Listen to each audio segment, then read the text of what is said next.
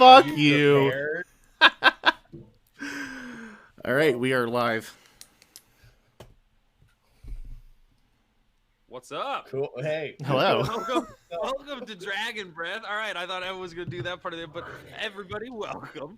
I'm so excited to have two of our beautiful friends, Danny Brothers and Matt and Yergi, two of our very close friends. How about you two introduce yourselves?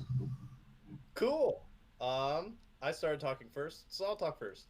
I'm Daniel Brothers. I am a playwright. DannyJBrothers.com. It's dope. I write plays. I stage manage. I play D&D a lot. I have been a dungeon master for 9 years. Has it really been 9 years you've been doing this shit? It has been a third of my life. I have been a dungeon master. So yeah, I love D&D. It's great. I play it on Roll20 every single Monday for the last 4 years with the same group. It's been a great time. So I'm really excited to get to play for once and do this cool podcast. And that's something that like we at the show are really excited for, because so many DMs are like, I never get to fucking touch a character. When do I get to like just sit back and play? And I think because DMs are always such good players to have. Because, and Maddie, this is no joke, you're going to be a wonderful player. I have no doubt that you're going to be a fantastic player. But DMs just know a little bit more mechanically of like, oh, he's doing that thing, I should help him, because it's collaborative. Yeah. But damn, 9 years. It's a long time. A third of my life, including the ones when I was a baby. Normally those ones don't count. Yeah. I don't know. It's not like I was going to be playing D&D when I was 3 anyway. But yeah, that's basically, I write plays, I do theater and stuff. What's up? Maddie. Awesome. Hi, I'm Maddie Yergi. Also a friend. I would say I'm the opposite of you. I'm a dungeon novice. I've played one-off game in my life that Christian DM'd. I think, right? You that was a fun game, actually. That was fun. Maddie, it was very just fun. So we can know your experience. What the one time that you've played D&D? What was your character? Who did you play? Oh gosh, I truly don't remember, but I remember we ended up all locking ourselves in prison. I know. I remember this specifically. So this was a heist one-shot. And the party had done some wild shenanigans to even get into the party. Like shit I couldn't even fathom. It involved Major, Image, and a band of dancing frogs playing instruments. I do remember the frogs. And they get into the party, and then Corey, Maddie's boyfriend, Corey, was playing a rogue, and he's going like, I'm gonna go just start killing guards. And he just like breaks off from the party, goes on like this slaughter fest, gets picked up by the guards and taken to like a jail cell on the estate. And like that's kind of where we had to end it. I was like, we've been playing for like 3.5, 4 hours. Yeah. Like it was fun. So that was my only experience, so I'm excited to try it again. But definitely the mechanics, don't really know what I'm doing, so I'm excited to learn. That's awesome. We love that. That's what we're here for. We're here for this exact sort of experience. Yeah, so it's great. Outside of this particular situation, I work at a meal kit company. That's my day job. I plan menus, and I have a podcast called Camp Adulthood and The Resident Youth that both Christian and Evan have been on, so you can find their respective episodes. There's 116 of them, so you can flip through and find your faves. But it's a podcast about millennial life across all dimensions of what that means to different people. So we interview guests.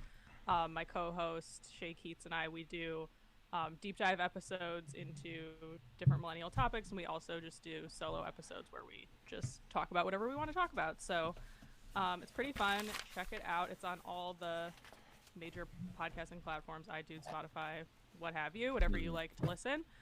And we're also on social media, Instagram and Twitter at camp_adulthood. Go ahead and smash that subscribe button immediately. Slap it. Yeah. Also, Manny, I don't know if I ever said this to you, but seriously, 100 episodes is monumental for literally any medium platform. Like 100 episodes, the centennial. That's spectacular. It's so many, and we've come a long way. Like, I'm sure you guys are already way far in advance with this show compared to where Shay and I were. We were like had weird microphones and we had to like tape sync stuff, and it sounds like shit. But it's kind of fun to go back to those earlier episodes and be like, oh, we did not know what we were doing. Monster we were. Yeah. It was real bad. But now, I think we're almost coming up on 3 years of doing the show, and it's been pretty consistent. So hot damn, that's longer than some critically acclaimed TV shows. So we should also, I mean, in case it is somebody's first time coming in here, who we are as well, Sure, go ahead and introduce yourself. Yes, I'm Evan O'Hara. I am the Dungeon Master and the co-host of the titular Dragon Breath, which you are watching right now. So thanks for coming in.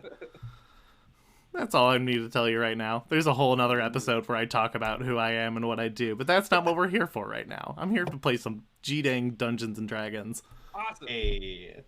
As labeled, you can see I am the adorable Christian Sanford. I am the other co-host, and right now I'm sitting as a player. So if you're tuning in, you can expect to see us, hopefully every other week. Either so Evan will DM, I will DM next week, and just so everyone knows, we want to make sure that we've brought in a more seasoned player and a more novice player. So functionally, if you are a DM watching this, you are going to see Evan do all of the things that he's doing as a DM behind the screen. You will see him reference tabs. You will see other windows that he has open. So if you are a DM and you're like, I have no idea how to use Roll20, what do I need to know? You are going to be surprised by how little is actually probably up. I don't know. I'm speaking yeah. Also given that I, as a just part of my creative process, some of my notes are on my computer. As you can see up here at the top, I have a number of tabs and a Google Doc of. So I hope you guys can't, because those are secrets. Yeah. But with you guys, there's all kinds of like little notes I'll have up doing this, and then even within Roll20, there isn't a whole lot, and then I have a few things on the side in the real physical world that I use as well, because I can't hunch over a computer screen for that long, because I can't do that. And Maddie, just so you know, like I don't know, I think I explained this to you when I had ran before, but like, don't worry too much mechanically. Hopefully, Evan will be able to guide you and take you through. Really, just think about what your character wants to do. I'm really excited. Evan, please take us into the world of whatever stanky dragon breath you want to present. Absolutely. So, also, part of the premise of our show is that every time we like to try to do something specific with this adventure, so that way we can look at a specific element, maybe a new homebrew rule, or just sort of a play style that we thought might be interesting in some way or another, and then implement it into this one shot, so that way we can see like, hey, did this work? Did it not? What did you didn't like? Today, I think we're doing something.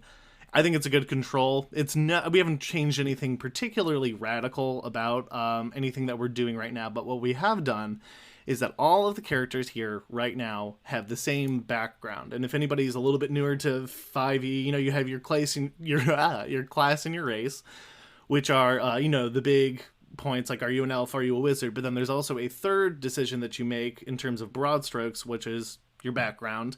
And this will offer you, a lot of narrative power. The idea that, who are you? Christian likes to, I think the way you put it was, what did you do before you set out and were an adventurer, right? Yeah.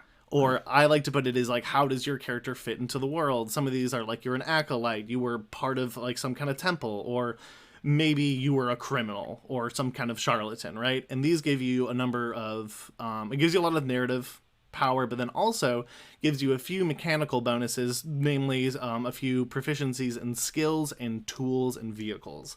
So my whole premise on this was, if everybody has the same thing, how is this going to help me construct a one-shot around people who have a similar set of skills and narrative background? So with that said, we have chosen the sailor background, and let's dive into this magical fantasy land that is on the inside of my brain. Woo! All right.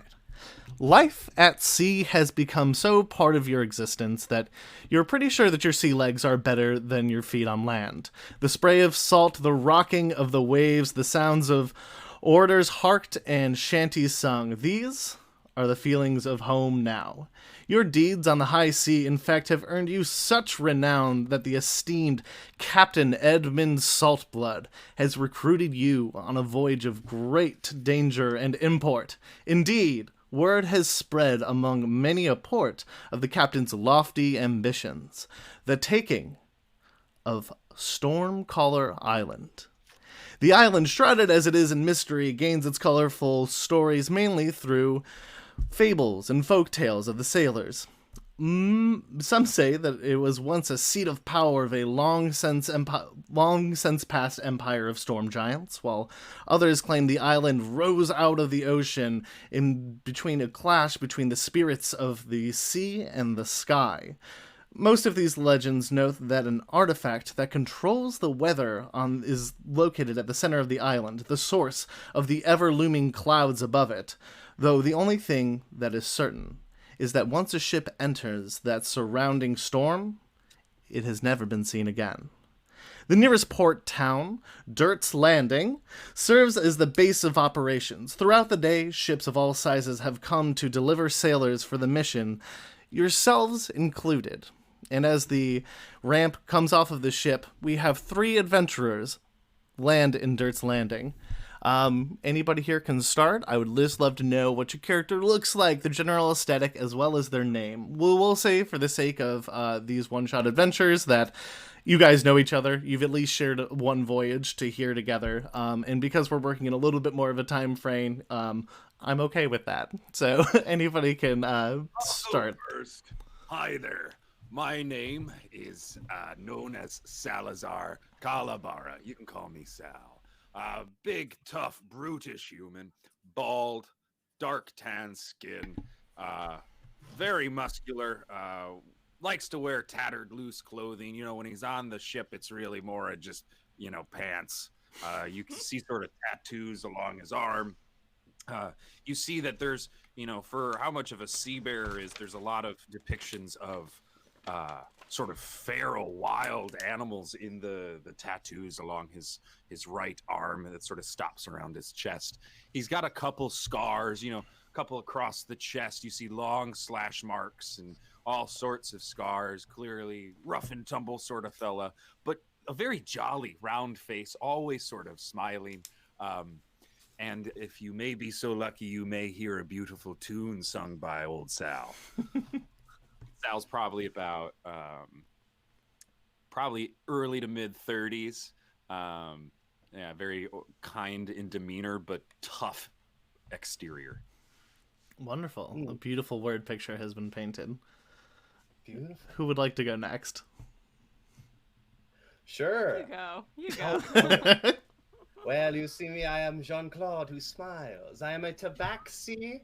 I have been on the seas for some time, ever since the monastery where I was from was attacked by the pirates, and I understand they are just looking for food, looking for money. How can I hate them when the monks were so mean to me all those years?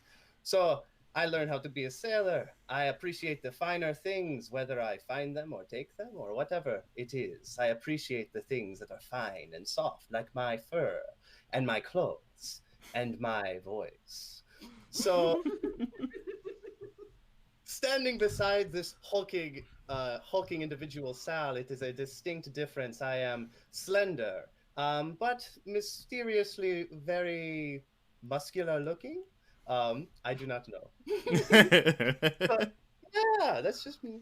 And just for those who don't know, Christian, you said yours is a human. The Tabaxi is a race in the D&D world that is a anthropomorphic cat folk, for lack of better term. Yeah. Yes.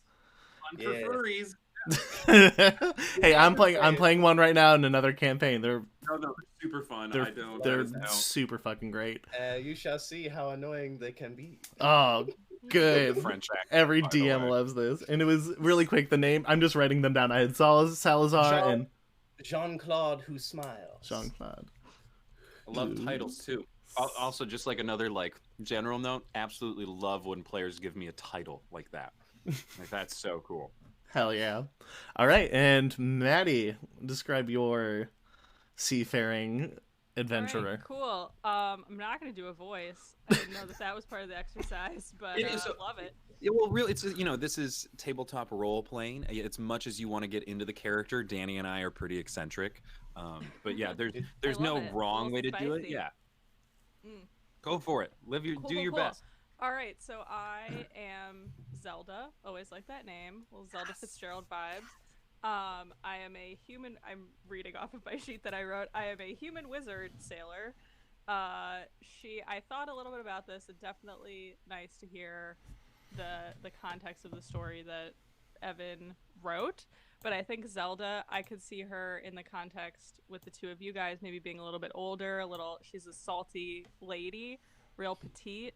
This is not her first voyage. She's probably in her mid 40s, I would say. So little seasoned. She's ready to cast some spells. She's seen some shit. She's ready to go. Oh, a salty sea witch. I absolutely love it. Wonderful. Yeah. So, as you come into town, your correspondence sent to you from all corners of the earth, or two, rather.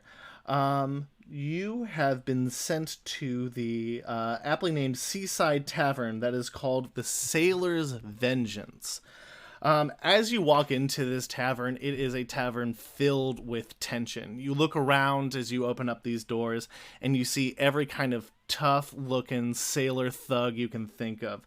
Eye patches galore, men in striped shirts, if shirts at all, tattoos roughly being both worn and created within this tavern. But as you look around, one man in particular stands clearly defined from the rest of the Seaside Tavern's common rabble. His coat is tattered and decorated by experience and wear, and his hefty beard and lengthy mane are held in almost a heroic, wind-swept position by remnants of salt from the ocean's spray. This, you know, is Captain Edmund Saltblood. He slowly gestures for you to come forward, beckoning you with one ringed finger as he sits behind a table. So you say we know Mr. Edmund Saltblood? You've heard so many tales of Captain Edmund He's a Saltblood. Recognizable. Yes, yeah. popular. Does anyone else feel like we're SpongeBob and Patrick from the SpongeBob SquarePants movie? I don't know if that's the vibe Evan is going for, but that's how I feel. I feel small. I certainly agree with you on that one. Hey, cool. Anyway, sorry, Ted. I won't editorialize. That is Edmund Saltblood, and he wants us to sit at his table. Let's go. After you, friend. And I immediately walk over and I put my hand out and I say, "Hi, name's Sal. Pleasure to meet you." I think he's almost not taken aback, but a single eyebrow is raised. But he appreciates the gusto of this man, and he puts out a hand. It is as he meets your hand, it's not necessarily this like big, strong, necessarily muscular handshake. He definitely seems a little bit more akin to skill than strength, but it's matched. Your big, beefy hand definitely feels like in some way, if not strength, just in presence, is met by this man's hand. He says, "Oh, it's a pleasure to meet you.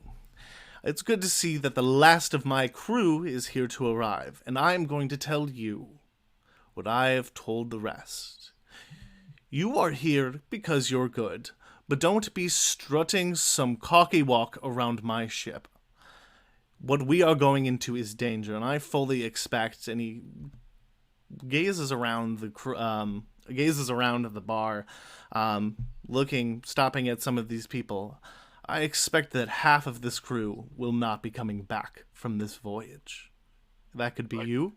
Like half of us, or is there more? Are these guys in the and I point at just the closest dude, are you with us? You kind of do this, and some man sort of turns around. He's like all torso, no legs. This man's never done leg day in his entire life, just like a brick shit house of a man. And he says, "Aye, to Stormcaller Island!" And I just scream back at him. Yeah. Or perhaps does he mean that only half of us will return? I personally prefer the top half. He kind of gestures to you with a little bit of a nod and a little bit of a smile. He says, "Look, I Zelda's don't." giving you some side eye. For that. Yeah, my he favorite says- kind of eye. It is the best kind of eye.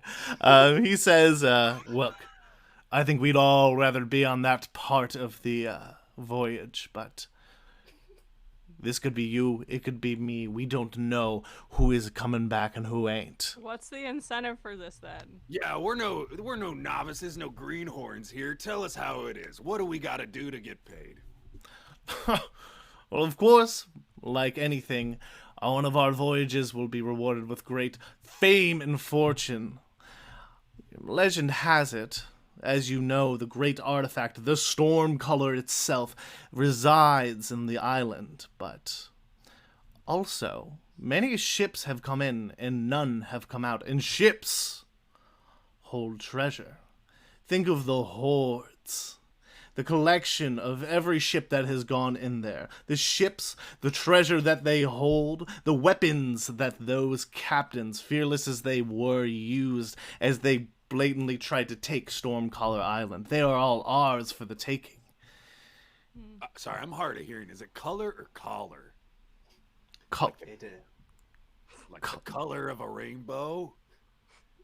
There will be no rainbows there, friend. The storm is calling. Caller, like to call a storm. Oh, okay. Yeah. Calling lightning down from the sky, Oh, so raising there could be a great rainbow. rain clouds. It Yeah, is rain clouds make rainbows. the rain. That's not the point. He says, What? points towards you. Underwater, then it's useless. Oh, we have ways of getting underwater, don't we? But the Okay. guns are already wet. He gestures towards you. He's like, "I have recruited you specifically, Miss Zelda of the High Seas, for your magic expertise. Perhaps you could get us underwater. Perhaps your magical expertise will make this a much more enjoyable voyage." You can Yeah. do that? I think we can get underwater, but then the drying of the stuff. That's it. Gunpowder is wet. That's all I'm saying. Well, there's more than just gunpowder, so, swords, gold, Okay, gems. cool. Those do quite well in water. So I'll tell you this. Make your peace. Because we set sail at daybreak. Piece of what? Make your peace. I think he's like trying to put up this like stoic front, and you keep on her like, "Wait, I don't get it. What are you talking about?" And he's starting to get a little bit annoyed, and he leans in. He's like, "Just make sure you're ready to die, sailor." Oh, always. How much yeah. are we getting paid? Yeah, money. That is a good question. He says 1 metric fuck ton of gold. I don't know what the number is going to be. It's going to be a lot. One shot. We're not playing after. What are you gonna spend it on? Yeah. It's true. Yeah, it's sort of behind the scenes. This is actually a woe as a DM I've had for so long. People are like, "How much does it pay?" And despite the fact that I've been playing Dungeons and Dragons for like approaching, I'm probably like 7 or 8 years of playing this. My metric for what gold is worth is absolutely out the window, and I'm so horrible. So I'm like, I don't know, 100, 1,000. A good way I've heard is like a single gold piece is like $100 bill. Oh, okay, that's And then so 10 pieces of silver would be like 10 or 10 $10 bills. word. Okay, that makes sense. Yeah, you guys are gonna be making a whole lot of money. You're chasing these Benjamins for sure.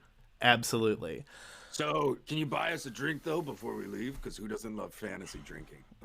As he gives you a firm I'm already nod. drinking in real life. As he puts his hand up to his mouth and yells out, "Crowley!" And a frail-looking man behind the bar right now, clearly overwhelmed with the amount of sailors in his bar. He has this ragged. Shouldn't he be used to it by now if his bar is called Sailor's Vengeance? Yeah, I think it's usually, I think most of the time, from looking at this man and how frazzled he is, this is probably usually a much more low-key bar. This is like a small town. You really don't see much around here. But I think because he's like over capacity right now. yeah, right. There's like a lot of people like arm wrestling wrestling. Definitely a table or two at this point has been broken, and he's this man. He has this like frazzled whole bunch of hair that's going every which way in this like handlebar mustache. He has like a bunch of empty mugs, and he's like, oh, okay, what? You got 3 ales. Got it, Captain. And he runs behind and just like throws all the mugs somewhere else and grabs some new ones and fills them up. And he runs over on his lanky ass chicken legs and sets down 3 ales in front of you. And he says, courtesy of Captain Saltblood. And then he runs back to, not being able to handle what he's doing right now. Before drinking, I would like to sniff the ale to see what quality it is. Oh, okay, yeah, for sure. Go for like you can either run a perception check or maybe like a survival check even, like those either one of those can totally work for you here. I'll say a perception. Go for it. Oh. First roll. Oh yeah, first roll. That's Oh. the first roll ever of this show. Hot damn. Just so you It's know. a 19. Yeah, wow. That's not bad. pretty good. That's a good start. Yeah, so you pick up this and you have such a discerning palate. Obviously, you are the man of culture within this party, and halfway through one sniff, you know that this is probably the worst ale you have ever smelled or are about to potentially taste in your entire life. As you turn away from the sniff, I'm probably halfway through with my glass. As he sits down his glass, or whatever he finishes the glass, I would like to switch the glasses so that his is full and mine is empty. Wonderful. Absolutely. Actually make a quick sleight of hand check as you try to do Would that. this be against my perception? Yeah, make a perception check for sure. Okay. Can I, while this is happening, just make all the beer disappear into my cup? No. Yep. Okay. This is okay. We have a contested sleight of hand check. Okay. So Maddie, to roll. This is actually something we should probably tell you to I figured roll. it out. Corey told me how to do Oh, you know how to roll on this. I thought we made her macros. I thought that was a thing we did. Remember when I accidentally put this into the wrong? I asked if there was anything I needed to do. I offered. What is a macro? So a macro, actually, this is a great moment for people watching. If you do not know this, Roll20, you can create pre-programmed roles that you make quite frequently.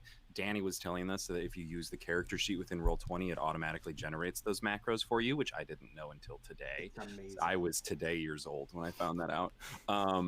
But yeah, so you basically, instead of having to type out basically like computer code to roll your dice, it is a button on the window that you just have to push. And in future episodes, our novice players won't have to do this because we will have taken the time to make macros for them, which I thought was done. Yeah, there's the dice roller. Yeah, I have the dice roller open, so I can just click it. Cool. And then you have to make sure to add your modifiers because does it add modifiers through the dice roller? You can move there's a modifier thing at the end you can adjust. Yeah. Mhm. Okay, so what should I roll? The moral of the story is that I fucked up when we made macros, but I did a bad thing and made a different campaign for this, and oopsie daisies, we'll fix it next time. What is she You're rolling? fired. Yeah, what should I be rolling? Roll a d20, and then so this is in your Maddie. If you look at your skills, like where we just D20. Yep, roll a d20, and then you can you don't necessarily need to plug it in. You can do roll d20 plus your modifier, which are those numbers that we had filled out by your skill set. Yeah. And if there's not a number which there, skill would this be? this is called sleight of hand. So sleight of hand. Oh, I have a 0% for that one. You No, it's a 1. You have a 1. You have a 1 because we bumped your dexterity up Yes. 1. Okay, Yes. great. So 1 d20 plus 1. Yes. Roll. I did. Oh, I got a 4. That's bad. So I think I think what happens is Salazar slams back his beer and puts it down, but I feel like Jean-Claude moves a little bit too fast. He's real eager, he's on top with his 19 roll and tries to like grab it while it is still in Salazar's hands. And then Maddie, or rather Zelda, tries to also do it, and the whole time with a massive 22. I would say I'm not very smart. I think I would perceive it as them just offering it. I would probably just take the mug, like I'd slam it down, see that they were trying to like fuck with my mug, and go, all right, and just take both of theirs. Yes, so through your guys' failed sleight of hand, you have just sort of given your beers in an accidental whoopsie daisies to the brick shit house of a man who is now absolutely downing this beer for sure. At which point I'll slam both and go, all right, are we leaving now or later? Captain Saltblood is right there. Do He's we like, I all live literally together? said daybreak. Is this It is like a triple nighttime. bunk bed situation? All right. Yes, what is our rooming for this evening? Magical and unimportant. Yeah, he's like, it's upstairs and it is a room that I will never have to describe to you. So you guys, it is like early evening. A dark room that's not going to be described. It's just one large room. We all sleep in like on cots. Oh, great. Okay. At the bar. He also says, if you would really like, you could spend a night on the Golden Crow, my ship, if that would make you more comfortable, but... Sick boat name, dude. Thank you. I made it up Just literally time 10 skip seconds to the ago. morning? Yes. Yeah, so you guys, it's about early evening right now. You know, you've spent it's been like a travel day. You know, you spent like hours on a boat, and you're like, and you finally you got into town, you got your drink. You have the night right now to maybe do anything you want. Maybe meet some crew members if you'd like to. Not necessary if you don't want to. You could try to like get into any kind of tavern mischief, or if you just want to Be a go to butt bed, pirate? that's fine Hey. too. So I think player Christian wants to do some reconnaissance and try and see if he can talk to any other sailors who may have experience going towards the island we're heading to. So I would think after my 3 beers, saying that we have the rest of the night, I would try and stand up and lead the bar in a song. Okay, word. You will. What kind of instrument or is he a singer? Is he My golden voice. Good. Tight.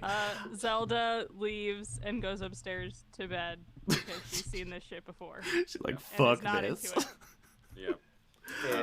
But I'm just trying to, we don't have to take too much time. I'm just trying to see like if I can start a song, get the crowd on my side, and then talk to some people. Sounds good. Make a performance check for me as you. How are you doing this? Are you standing on a table, foot up on a stool? Paint me a word picture. I would take out my battle axe and I would cast light on it and immediately just start singing. Like, he has no tact in it. He just stands up and starts, with like a sea shanty, like, and we're all right with the wind or whatever. Okay, I will say between you using magic and appealing to a drunk crowd, you can roll with advantage here. Tight. Okay, let me double check my performance. Zelda would like to use a spell to manifest earplugs, please. You went to sleep. Well, not yet.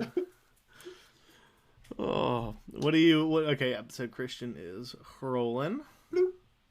Oh, thank God for that. Now, okay, so Zelda, actually, you are about to produce your fantasy earplugs, but despite the lack of tact of this man that you've seen literally every second you have known him, probably on the ship he was even kind of a pain, but once he lights up the room, both literally with his axe and emotionally with his voice, it is gorgeous. It is beautiful. Like, it hits, like, you get goosebumps. Absolutely. Yeah, like that first note. Yeah, as it comes out, it just levels the bar. Everyone is silent and listening. And this is one of the finer things I was talking about. What is the song you are leading them in? Like, just vaguely, is it like a... the shanty I had in my head Danny boy. no, they're like, and they're all right with the wind up in their sails, and they're all, that? Do you know? Yeah, well, I do now. It sounds great. I love it. Yeah, I'll post a link. I'll say it. Word. So, yes, as you do this, at first the light almost like takes a few people, especially the people who are right next to you, like a little bit by back, they kind of stumble back. But in the back of the bar, you see like this group of 3 real burly looking guys put their fists into the air, and they know the song, so they start singing along, and within minutes, everybody in this bar, I guess save for Zelda, is just singing along to this like wonderful, absolutely beautiful shanty. And yeah, so like people, after you've kind of like led these people in song and finished, people like have also started singing their own songs, right? Like you've definitely brought up the morale of this room. And a few people have actually come over to you. One man is a shirtless man. He wears these very kind of ragged looking green pants, and he has a black bandana over his head. And he comes over and he says, "Hello, my name is Monty." And he puts out his hand to shake it, and he says, "I hear you're going on Golden Crow. Golden Crow, you're the crew of the Golden Crow, and I'll respect that. I'll be right there with you."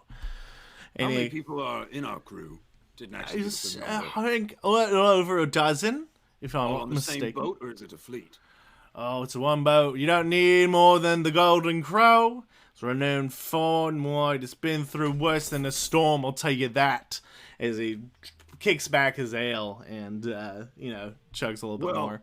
Yeah, I lift things up pretty good, pretty strong. If you need help loading up tomorrow. Oh, have you been out that way before, that part of the sea? Do you know anything about... I know he says it's dangerous. Surely someone's made it back, right? Please say yeah. Well, let's see. I don't know anybody who's made it out. I've seen it from a distance, though. You see it on the horizon. It's like a big fog cloud. You can't even see the island. It's all fog and clouds and lightning and thunder. Okay. Though, and he kind of leans in and he gets uncomfortably close. He gets like right up, like almost like you can almost feel his like gross ratty beard like on your like cheek. I hate. Is there a pupper in the house? There is a pupper in the house. I'm dog sitting right now. Sorry. Its name is Nymeria, and it's a great dog. But he leans in and says, "I heard though that the captain has a little bit of a personal investment. Is a treasure, sure. It's well, we can justify it, but I heard he's got something deep inside him that wants him to get to that island. Some say it was a gal, some say it was a long lost mate of his. Went in there and he won't believe that they're dead. And you know, so I've never seen it. Ghost. Who knows?" Ooh. All right. Well, I think I've done sufficient background work. I'm ready to sleep. Word. Jean-Claude, was there anything you wanted to do in this bar before you would like to go to bed? While he was enjoying whatever that was, I would like to go up to the bartender and see if he has any wine available, something less distasteful. Yeah, so you get over there and Yes, bonjour. Crowley is there and he's just like, I think he's just like sort of taking a breath and he's like looking just absolutely zoned out, just like staring at like nothing on the bar for a second, and you kind of get up and he sort of snaps back into place like, oh hello, hi, Yes, a pleasure. Do you have any wine available, perchance? A bottle, perchance? yeah, sure. 1 second. And he kind of just like fumbles around. You hear him knock over like 3 glasses. Oh, jeez, Rick. And he just reaches down and he like looks at this like wine bottle and it looks like he's just brushing off dust of it. And he kind of does it and he's like, all right, just fucking take it, man. And he gives it to you and he just like lies down behind the bar in absolute defeat. But yeah, he hands you this bottle of wine. The label is like so worn though that you can't actually read what it says. All right. Well, I would like to take this and I would like to say, hey, friend, you are doing a good job.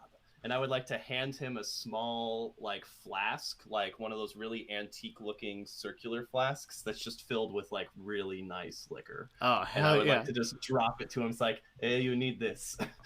Yeah, so he kind of gets up. He brings himself up, like, onto the bar, and he leans over, and he takes this, and he kicks it back, and at first you see him just wince at the bite, but then he's like, oh, man. Oh, that's good stuff. We don't get anything out here. It's all grog, and it's bad. It's not even good grog. It is the worst of the worst drink. Is there such a thing as good grog? No, there is not. Hey, I find the things that you make yourself are always the best. And he kind of like he kind of takes another swig and he gives it back to you and he says, "Thanks, these guys are just too much, especially her." As he points over and there is a half-elf woman sitting alone at the bar, and it actually looks like some people have given her some like space. And she is this half-elf woman with a very stern-looking face and a blonde hair pulled back into a tight ponytail, and she has this long red coat and is definitely not hiding the fact that she has this nasty-looking saber at her side as she kind of looks around. But would you say that she is one of the finer things? I think he sort of raises an eyebrow and he's like, I mean, different strokes, man, different folks. As he just sort of goes back over to serving more ale. Yes. Well, okay. Well, if he walks away, Jean-Claude would walk over to this interesting woman. As you step up, like other people are like, "Oh shit," and like they're like, "Oh no." Everyone's in good spirits, but everyone's like, "Oh shit," still giving her the distance.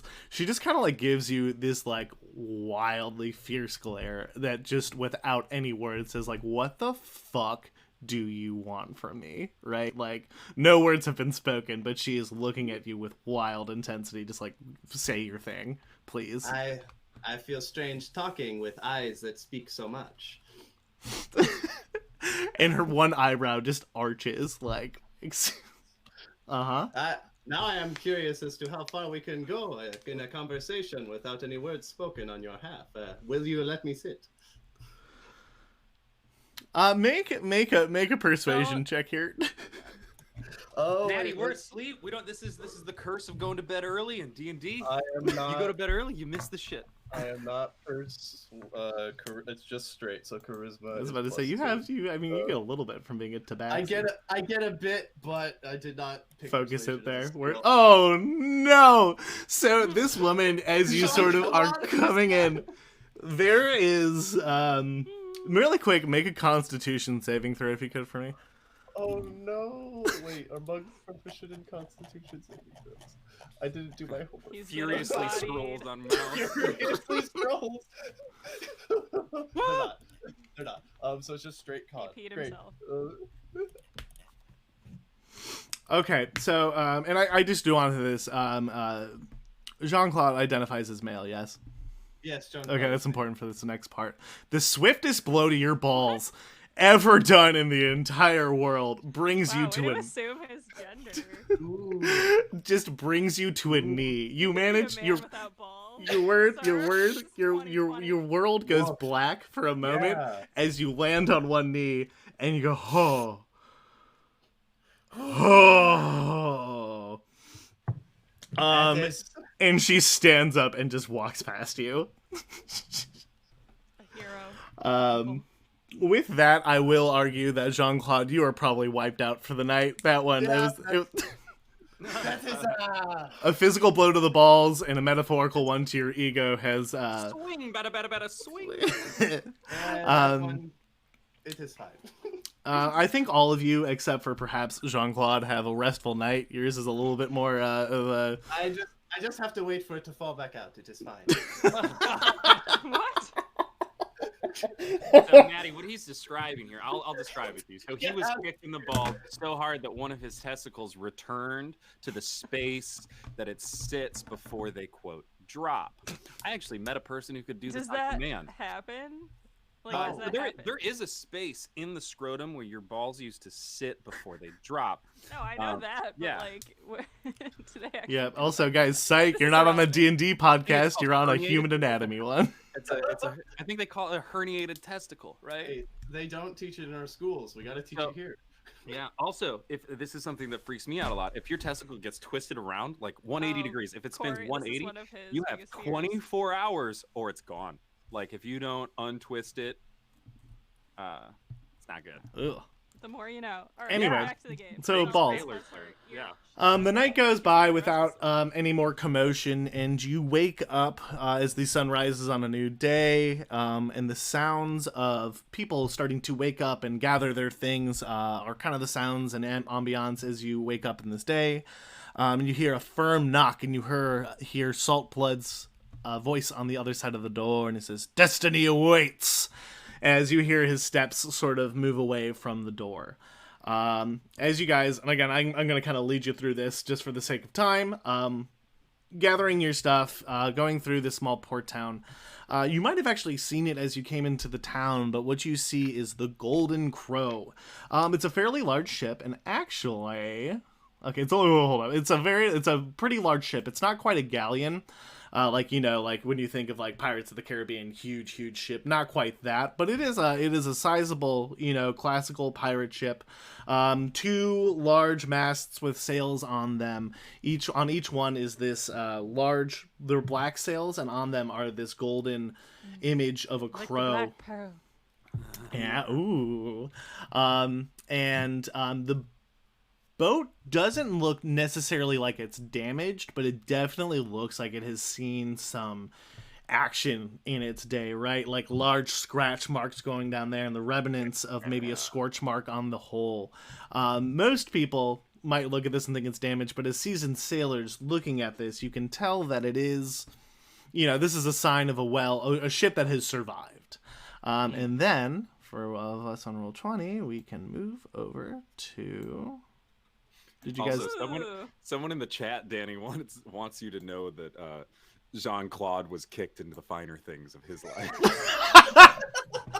How many people are in the chat? How many fans are there? I think it's one. I think it's my buddy Adam. But it's not even Corey. No.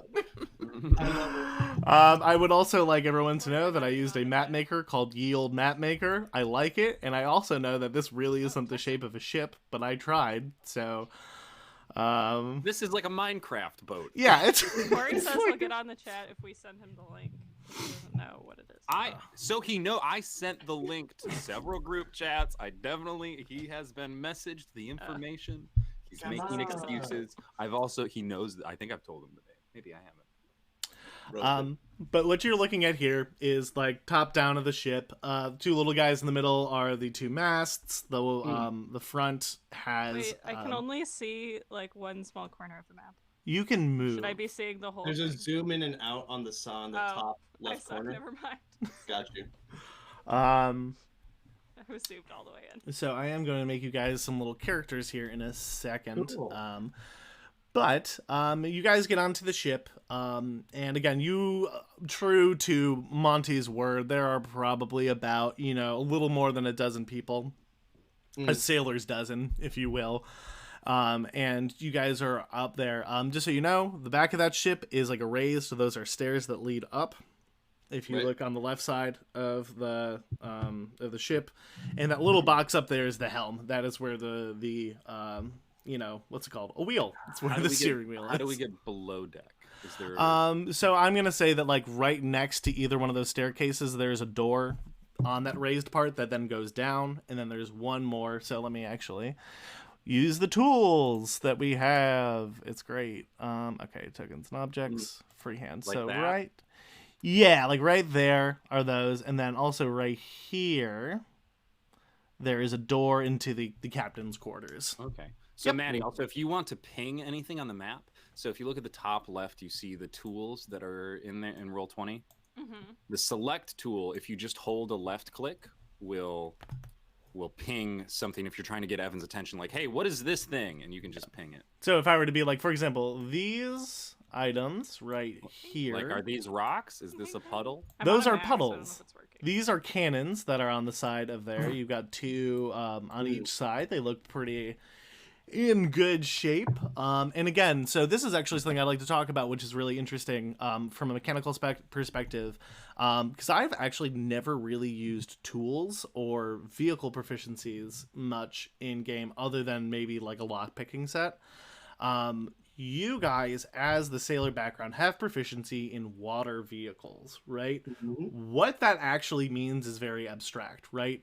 And as opposed to the skills where there's an attribute that is like tied to it, like athletics use strength and deception uses charisma. Obviously you can change those if you want depending on the scenario.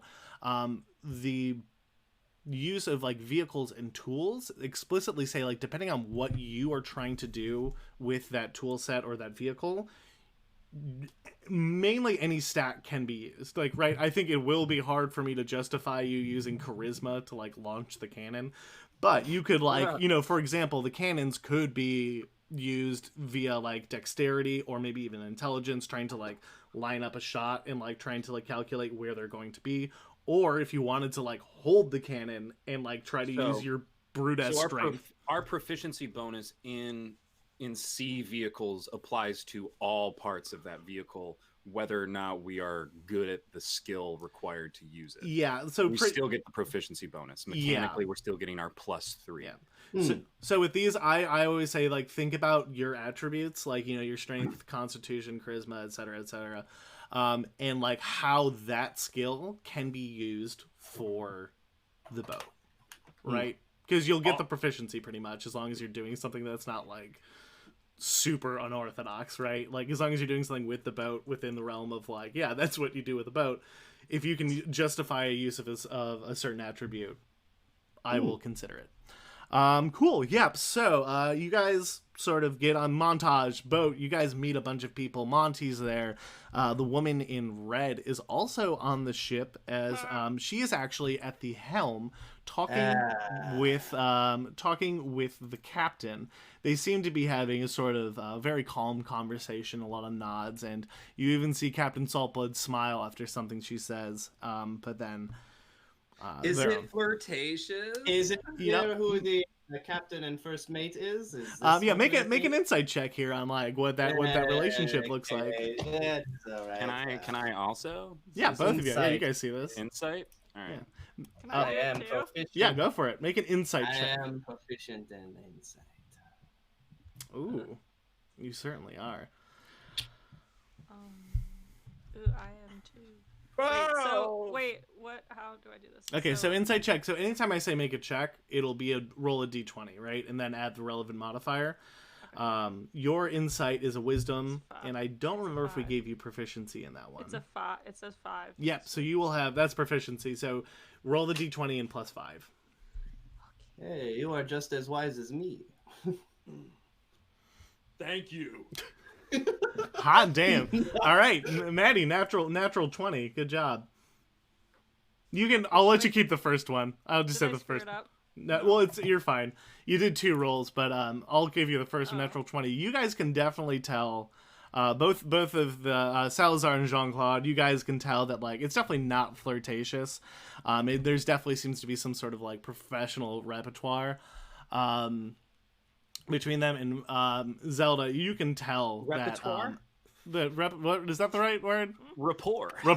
Thank you. Repertoire would be like if they have like conversations in their pocket. Like I keep a repertoire. Yeah, rapport. Thank you.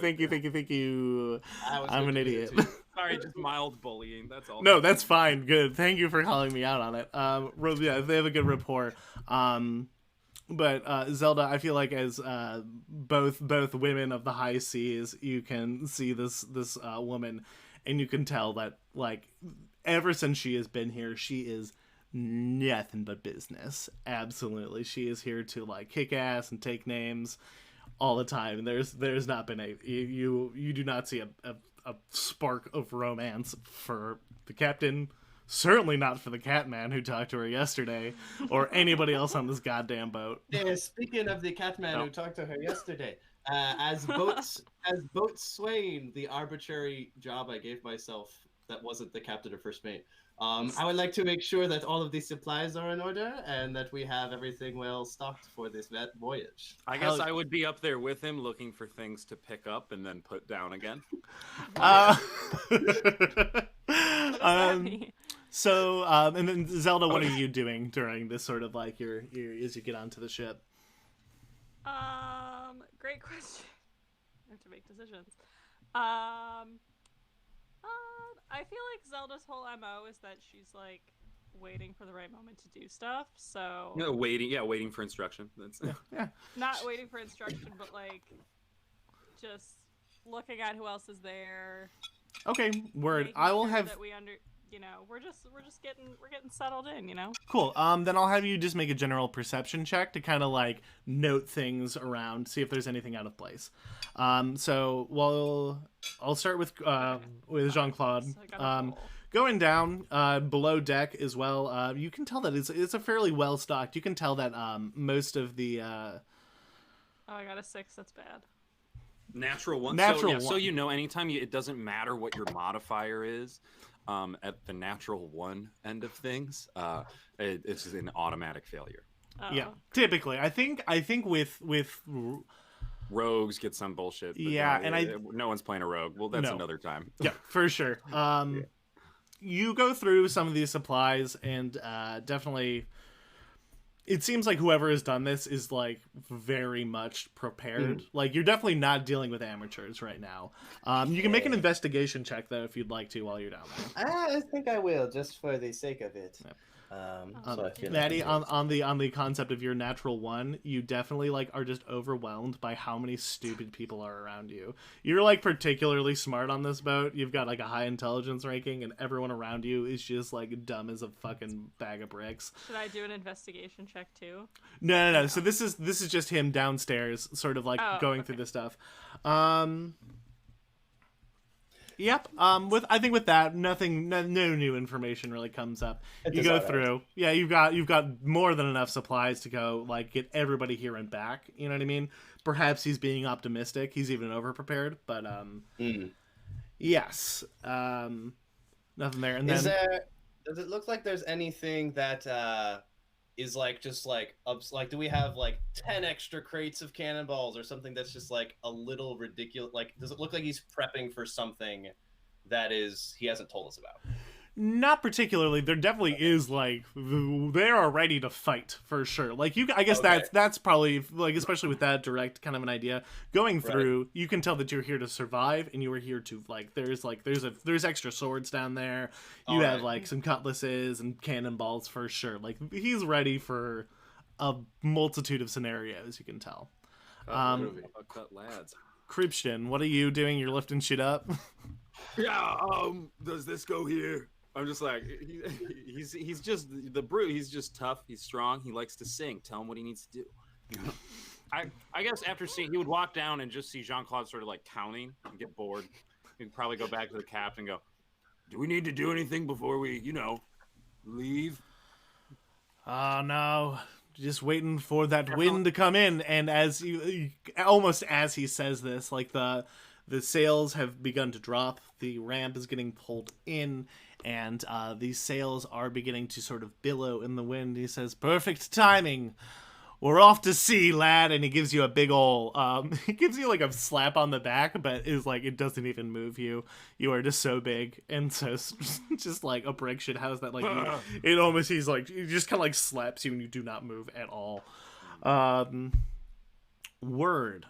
So as this happens, we are now going to see, and I will again sort of montage through this sort of spot as well. A few days go past, and you guys find ways to make yourself useful. Definitely, I find like Salazar most certainly probably finds ways to work the sails with his body. Like definitely doing some of the heavy lifting for lack of better terms. Zelda, what are you guys, if you were on the boat, just sort of like broadly speaking, how are you guys sort of contributing to the voyage? Well, I am making sure communication stays up between the captain and the rest of the crew is my main job. Making sure that like schedules are maintained. It's basically, Boatswain is basically a stage manager of ships. So Word. Okay, cool. Basically keeping everything going. Hell yeah. I'm gonna say, just make a general charisma check for me.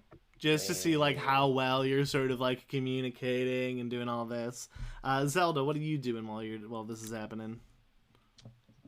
It's fine. Also, yeah, Jean-Claude, yeah, like nothing. You're not hindering by any means. It's a job. Yeah. It's... I think Zelda's still just trying, like, I feel like this part of the journey, like on her past voyages, is just like she's not the strongest person. She doesn't really care about the rest of the people on the boat. She's not trying to she's not here to make friends. So she's like waiting for an opportunity to cast a spell to be able to do something to get the treasures, which they're not there yet. So she's just kind of trying to pass the time, you know. Hint, hint, wink, wink, Evan. I'm working on it. All right, sea shanties. Oh, let me pull it up. Just, you know, it's Also, kind of boring watching the waves go past.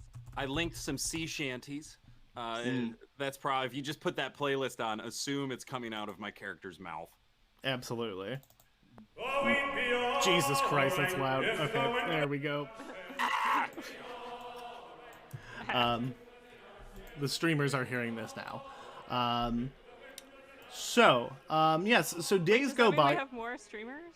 I mean, I'm just being We optimistic. currently have 5 people watching. Whoa. live. Oh, hot a damn! lot. Very cool. Hello. Yeah. Wow. Hello, fans. So Yeah, as bonjour. this voyage continues, you probably go day after day. This voyage was sort of projected to be about a week's length until you hit there, and around day 5, you awake to pretty much the same sort of daily routine kind of stuff. But as you get out onto the deck, there is a strange amount of tension, and it seems to be perhaps coming from the captain, who is sitting at the bow of the ship. His eyes are focused on a gray mark on the horizon, which, as you look out, looks like a seemingly unnatural conglomeration of fog and heavy dark clouds looming in the sky above. He's just kind of up there, Captain Morganing on a barrel, just sort of like looking out, stoic, sword at his side, at this thing on the horizon. Captain, is there anything you would like the crew to prepare for? I can see it there. He sort of just has that stern look on his face. I'm gonna tell you to be Wait. prepared for anything. That's her. That's Stormcaller Island. I'm gonna walk up behind and go, "Hey, what's that?" And he actually said at this point, it's like, you are never here at the right. You are killing my vibe. And he points out, and he like looks at, he's like, just watch. And before too long, looking at this like almost big cloud resting on the ocean, you see this just massive crack of lightning, and then you hear this muffled thunder, even from as far away as you can. Yes, Maddie. What? So with the spells, can I also do them in reverse? What do Or you? no? What is? So like the fog cloud spell. Yes. Could I roll it in reverse to get rid of the clouds? No, and There also are this spells is that explicitly state how to disperse clouds, such as gust of wind. I don't or- have those ones. Yeah. Never So- mind. Yeah, but no, that's a really good thought, Evan did and I not love. pick that one that would disperse the clouds from the story. God damn it. sorry, I didn't think of that one. Yeah, no, that's a really cool. That is an But I can awesome. create more clouds. So I personally, as a DM, love when players are like, "Could I use this spell this way?" Most of the time, I want to say yes. You know, Yeah, that's true. I think we should do an episode of maybe creative Lucy spell Goosey use. spell rules. Yep. I'll write that down. I'll add it to the doc. All right, cool. Keep going. Cool. Anyway, so yes, as you see, there's like a large crack of thunder, of lightning, and then the thunder sort of rolls over the ocean with nothing to stop it. Even from as far away as you can hear this crack of thunder. And looking at his now face, we need the ambient storm playlist. we'll get to that oh, momentarily. Don't you worry. Find that. Yeah, this is good. This is really good audio content. Just flowing into. So yeah, the captain's looking out, just this look of like nervousness, but also excitement on his face, and he says, "We'll be there soon enough. Prepare for the Wait, worst." can we do? Because we were like, oh, the captain, his like girlfriend was lost on the island or whatever, or something. There's some, we don't know what his motives are. So can we do a check or some sort of Word, mind yeah. If reading you want to try to like, to be like, why are we doing this? Why is he so fixated? so how do you want to try to do that? Do you want to like be like, "Yo, Captain, is your girlfriend dead?" and like try to go in like with a straight one, or you could try to like maybe beat around the bush with a deception check if you'd like, but or if you have a spell that you think could help, but also know that casting spells on people without their permission is most likely frowned upon Consent in is most sexy, cultures. everybody. What do you mean? This is the whole point of this. If they knew the spell was coming, then A why? lot of spells do say that the cat, like, they are aware they were under a magical effect or magically charmed. Yes. I did not. So Sarah, like you the did not a tell lot me of times this. they'll be charmed for the duration and love you for that, and then afterwards be like, "Hey, you made me do that." So okay, fine. I'll do. I'm not gonna do a spell then. I'm gonna do a deception, which is a charisma. So I rolled a d20 plus So 5. what But lie? not are plus you- 5. I don't. You. What is your charisma? My charisma Oh wait, no, is you. +2. It is +2, and then you're proficient, I Yeah. believe. Yep. Okay. How Cool. dare you say she's wrong? I'm sorry. I I'm love the sorry. confidence. I Ignore can do him. math in my head. Okay, I'm gonna roll the dice. I got a fuck. Why do I keep getting ones? So Nice. remember earlier when I said, like, do you want to just ask him if his girlfriend's dead? That's basically what comes out of your mouth. You're like, all right, calm, cool, it's a cucumber, and you get up to him. And you just go and be like, so I hear you're hiding something from us. Like, my just life. not smooth. I mean, not that. Like, what do you want? What were you going to try to, like, say to him? I was just gonna like be a little chatty because I figure like, okay, I'm like on the older end of the spectrum. I'm not, one of these young bucks. So I was gonna kind of be like, oh, I was on a, maybe tell him a story like I was on a crew one time, and it was. I would make some shit up about how I was like, oh, one of my long lost lovers was on an island. Have you ever felt similarly? I don't know. Probably I would refine it a little bit in my mind, but I wouldn't just come out and say it. So yeah, you kind of like do this sort of like beat around the bush. It's like, hey, I heard this really cool story, like blah blah blah, and then like, I think with your one, it just like he doesn't even hear you. Like he is so fixated on that horizon that he like kind of is like, You're so uncharismatic. You're not even worth noticing. Anyway, so Well, at least I tried. you guys Yeah. are Carry on. looks like actually, okay, anybody Cunt here, punch. Can we say cunt on this? I don't. I feel like you can. I don't think I can. Okay, cool. At this point, we'll play that out later. Anyway, if anybody, so at like a guess, it looks like the storm is maybe like 2 days out. So going to bed for the night. I mean, again, like other than this sort of like on the horizon, nothing else particularly happens on the ship this day. Is there anything you guys want to do before you hit the hay? Nope. I would like to go up to Zelda at some point during the God. day. Excuse me. I understand you are a spellcaster, yes? Yup. And now tell me, what kind of spells do you cast? Are you a destructive force, or are you someone who is more wily?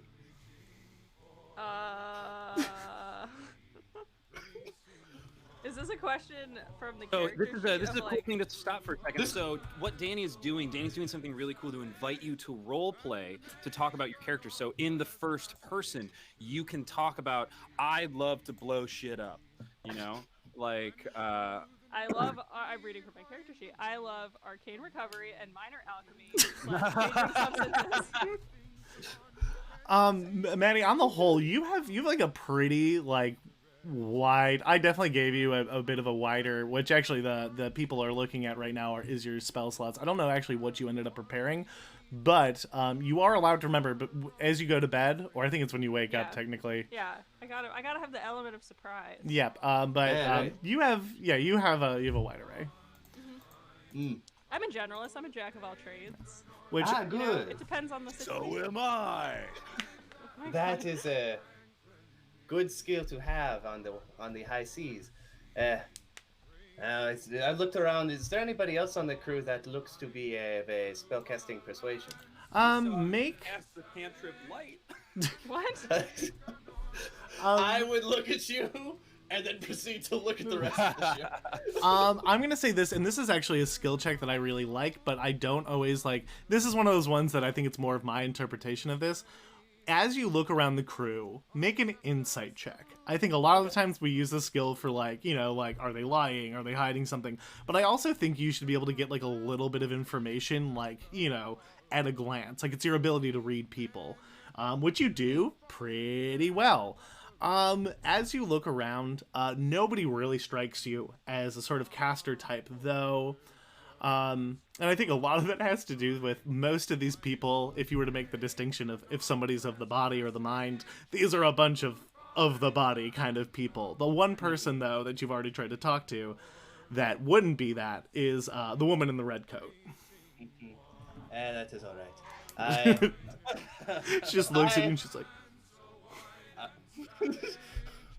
yeah, she's not interested in talking. Doesn't mean you can't. I'm trying to. Are you talking about me? No. The woman in the red coat. Oh, okay. I was like, I'm reading the player's handbook right now. Thank you very much. That's what That's good. Have that resource open. I would probably then, like, seeing all that, not today, but tonight, I would like to sleep on the deck. Or stay somewhere up top where I could keep an eye on things, because we don't have a lot of outs. I would like to cast a sleep spell to put him to sleep so that he stops creeping on the lady in the red coat.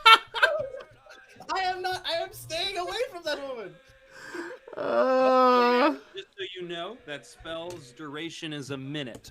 He would collapse, fall asleep for 1 minute. So no, it's a really great spell. It doesn't say that in the book. What does it see where it says duration? Oh, it does say 1 minute. I'm sorry. I should never have doubted you. It's okay. Okay, never mind. I thought it was a whole night thing. Just a catnap. Hey. But the cool thing about that spell is, like, you can be fighting somebody and put them to sleep. Yeah. Okay, I'll say. Which is actually a really good But spell. be careful to read how it affects people, because it can affect the caster. I experienced this in my last game. I had a caster put themselves to sleep. So Interesting. I'll have to read that. Cool. All right. So, you are sleeping. Are you gonna cast the spell, Maddie? No. Okay. Moving on.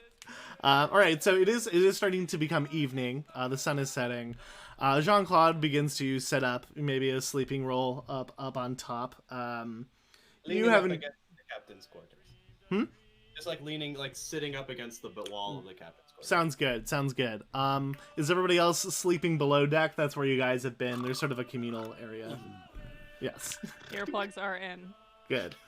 All right. So, Jean-Claude, as the night wears on, you guys, again, like, looking as you into sleep, you can see what you assume is the Stormcaller Island, the large cloud on the horizon. And again, it looks like it's about 2 days out. As you go to sleep, the air is warm. It's been summer, let's say that. That makes sleeping outside reasonable. And, but you are awakened likely around 3 or 4. At first, you maybe shake off what seems like a raindrop just right on your face. No big deal, you're in the middle of the sea, there's clouds, it'll get you sometimes. But within a minute of that first raindrop, it has started to rain, like, significantly. And as that continues, it builds and builds and builds until you went from absolutely beautiful summer evening into a torrential downpour. I'm going to say within 5 minutes. What do you do? Is there, it's nighttime, so people are sleeping, but is there a crew on the deck, or is it just me? Yeah, there's I'm going to say there's 2 other people Right. kind of out there, and they're looking around at each other like, what? Yeah. That's weird. I would tell them to do the thing to the sails so they don't rip. I don't know what it's called. But there's a thing you can do. I would tell them to do that, and then I would go and wake up some crew members to help us navigate the storm. Or I would knock I guess I'd knock the captain's door first, since I'm sleeping right there. as I sit up in bed.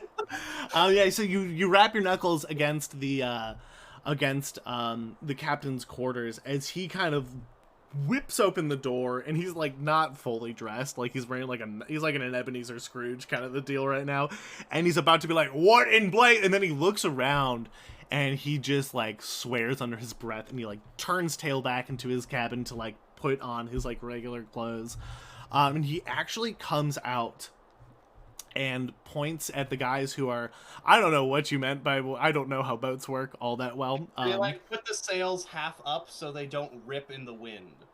I can help do something, maybe. Yes, Oh. so I would say this. Just Jean-Claude was like there when this is starting, so like you guys are actually starting to let's see. I have text here that I'm trying to read.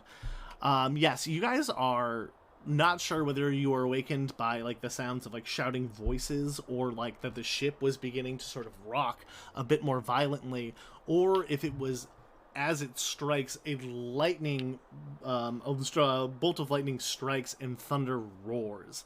And with this, you are kind of on your feet and realize that like something is up.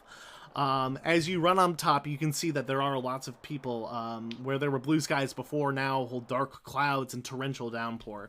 It is absolutely soaked by the time you get up there, and in between the sounds of thunder, waves, and possibly the sound of a cracking ship, these sailors have begun to communicate with frantic shouts. The captain is still like trying to get his stuff on. Each of these people like seem like they're hired adventurers, and they're doing whatever they can to like maybe raise the sails enough that they're not going to rip, though it does seem like a lot of them are like very frantic and unorganized right now, thrown into this chaos. I How can do you help guys do something. continue? I would like, can I do, okay, I'm reading from the sheet. It lasts up for 1 hour, so the rest of the game. The willing creature you touch, so the two, Salazar and Catman, the willing creature you touch has resistance to 1 damage type, including lightning or thunder. Whoa! So which one are you choosing? Do you Yes. choose one or? I feel like lightning is Yes, more lightning effective. sounds like a great idea. Also, this is my new favorite way to perceive spell durations is game time, not in game time. Like hit a timer. For the next hour, I am sitting at this table. This spell is effective. Isn't that not? No, it's like in game time, like Oh. as if whatever. So, like in game, like when you get into combat, your turn is literally 6 seconds in game time. Right. So, like okay. when it says a minute, that's 10 rounds within combat. Oh, so that's. So like when a it lot. says an hour, that is a lot of rounds in combat. I don't want to do the math for. Danny, don't do it. It's not worth it. I see I would- the gears turning. You don't need to know that. You'll never need to know. I would love. Well, no. If she just cast that spell on me, is that a touch spell or is that just a verbal spell? It's a touch spell. So as you touch my shoulder or whatever, I Yeah. would like to turn and be like, just what I needed, and I would like to do the thing Wait, with but the I have rope. to roll first to see if it works, right? No, this one. So the spells, Any unless you are willing trying to creature. hit an unwilling creature, you're fine.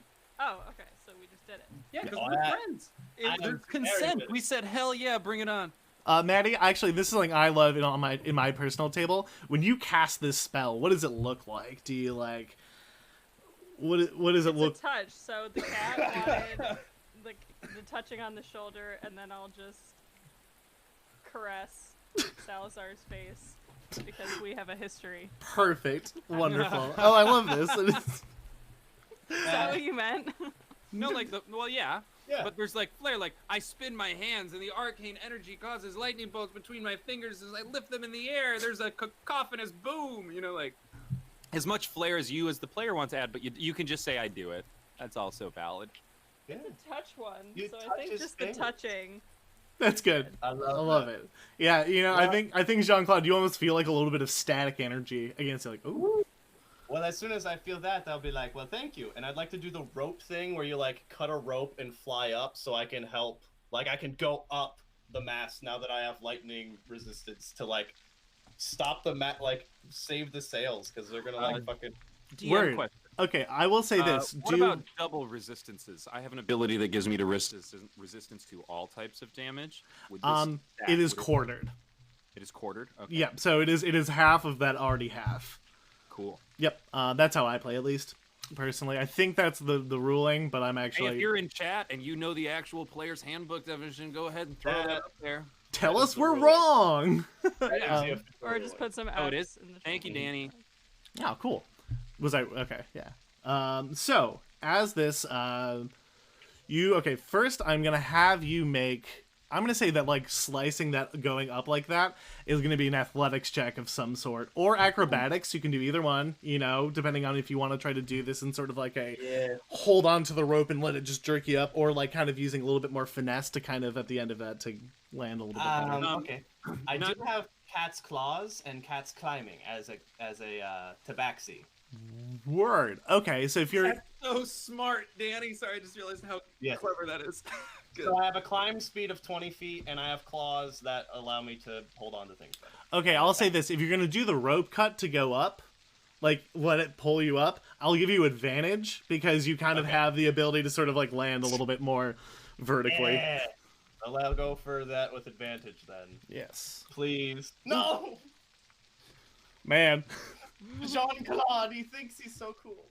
Oh, wait, really quick, is it Jean-Claude or John Claus?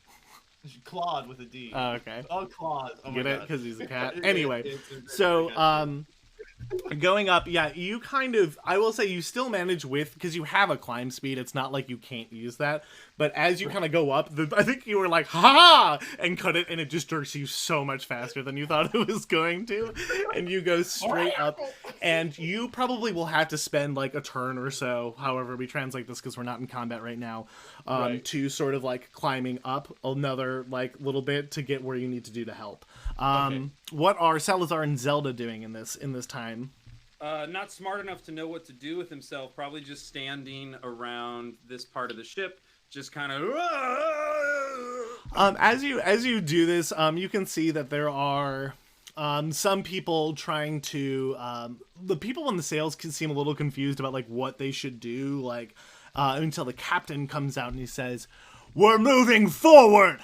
This storm isn't gonna go away. We need to move through it." As he sort of like gives this idea of like charge through the storm. We knew we were gonna have to go through it, but it came to us, and is starting to like move around. And some people are trying to, stabilize things. Put them in a safer place, like the cannons. They're trying to put them in like the corners so that like they don't roll around necessarily and like fall off the ship. Don't know if that helps at all. Zelda, do you have an idea of what you would want to do? That's Maddie? Yeah, I'm thinking. I'm looking at my spells. Oh, okay, good. Yeah, just so you staring, and I was like, I don't know if my audio cut out. I don't know if any of my spells will be helpful. What about your skills? Skills are always a really good thing in tool proficiencies. Which we all have. Yes. So I know you all have perception, you all have athletics, you all have navigator's tools, and you all have ship proficiency. So if any of those seem like they could be a good thing. I'll run to the front to help call, if there's any sort of immediate, like I'll keep an eye out for like sudden, because I'm sure visibility is low. So I'll go to the front of the ship. I'm not super perceptive, but... Okay, word. Yeah, as you are out there, make a perception check as you are going there. And is there anything like you're just trying to like call out stuff, or is there any like? Yeah. Okay. I mean, I would just be like looking for maybe rocks that might show up in the waves of the storm if we're like heading for because we don't know how close we are to shore. We know we're pretty close, right?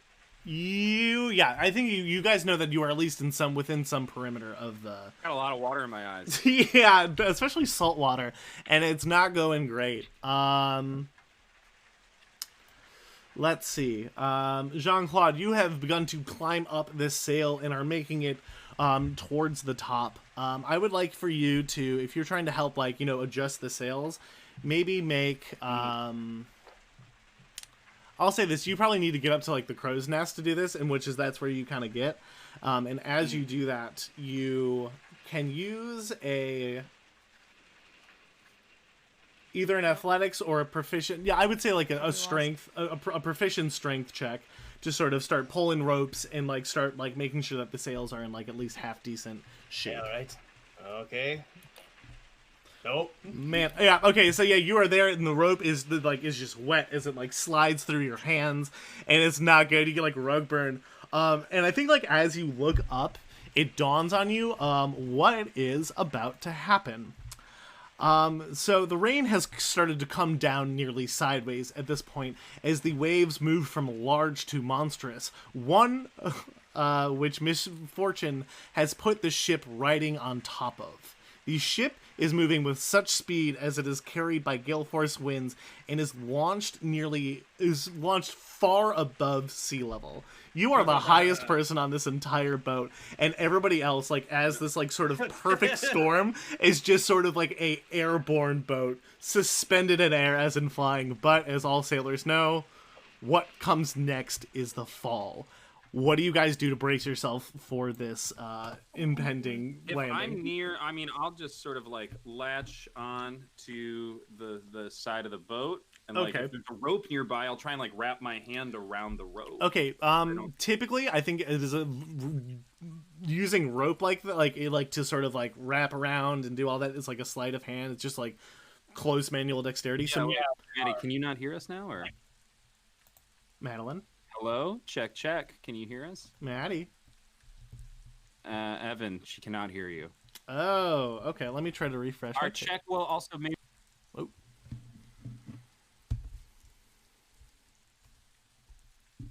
That shows up. Is that all the way up? Can you hear me now? Okay, now I can. Now his face is back. Yep, I just I refreshed my page. 1 second. Oh, okay, yep. Great. Christian, what were you saying? Oh, it is. I mean, I so if it's gonna be a sleight of hand check, I'll just like hold on tight. I'll just grab the closest like. Okay, sure. I was gonna say like that won't like hinder you at all to try to like do that. Like it's not like you're gonna be like, oh no, I accidentally like wrapped it around my neck if you get a nat 1. It was more so just like an attempt to sort of like make a sailor's knot. Is there one close by? Yeah. And if it's a sailor's knot, would I have proficiency then? I will allow you to do that because you are as a man with proficiency in water vehicles, you definitely know how to tie a sailor's knot. So like in that sort of general idea. So make a quick sleight of hand check for me. Oh, Hell wait. Yeah. I actually get to add. Well, I'm already proficient in it, so never mind. Word. So yeah, you actually managed to make like a solid sort of like, you know, something to hold on to, and I think you do it well enough that you make a sort of a knot that like you and like one of the guys next to you kind of grabs onto too, and there's enough room that you're like looking at each other like, Jesus Christ, what's about to happen? Zelda, you've kind of looked off the side of the boat and you've realized you were much higher than you were before. Evan, this might be, I don't know if this is affects this, but my danger sense, uncanny sense of when things nearby aren't as they should be, giving you an edge to dodge from the danger. That sounds about right. You have advantage on dexterity saving throws against the effects that you can see, such as trap spells. Okay, sounds good. So once everybody else has braced themselves, we will make that check. Jean-Claude and Zelda, how are you guys sort of noticing now that you are near airborne and like there's a crash coming soon? What do you guys do? Oh, I have a spell for this. Hold on. Hell yeah.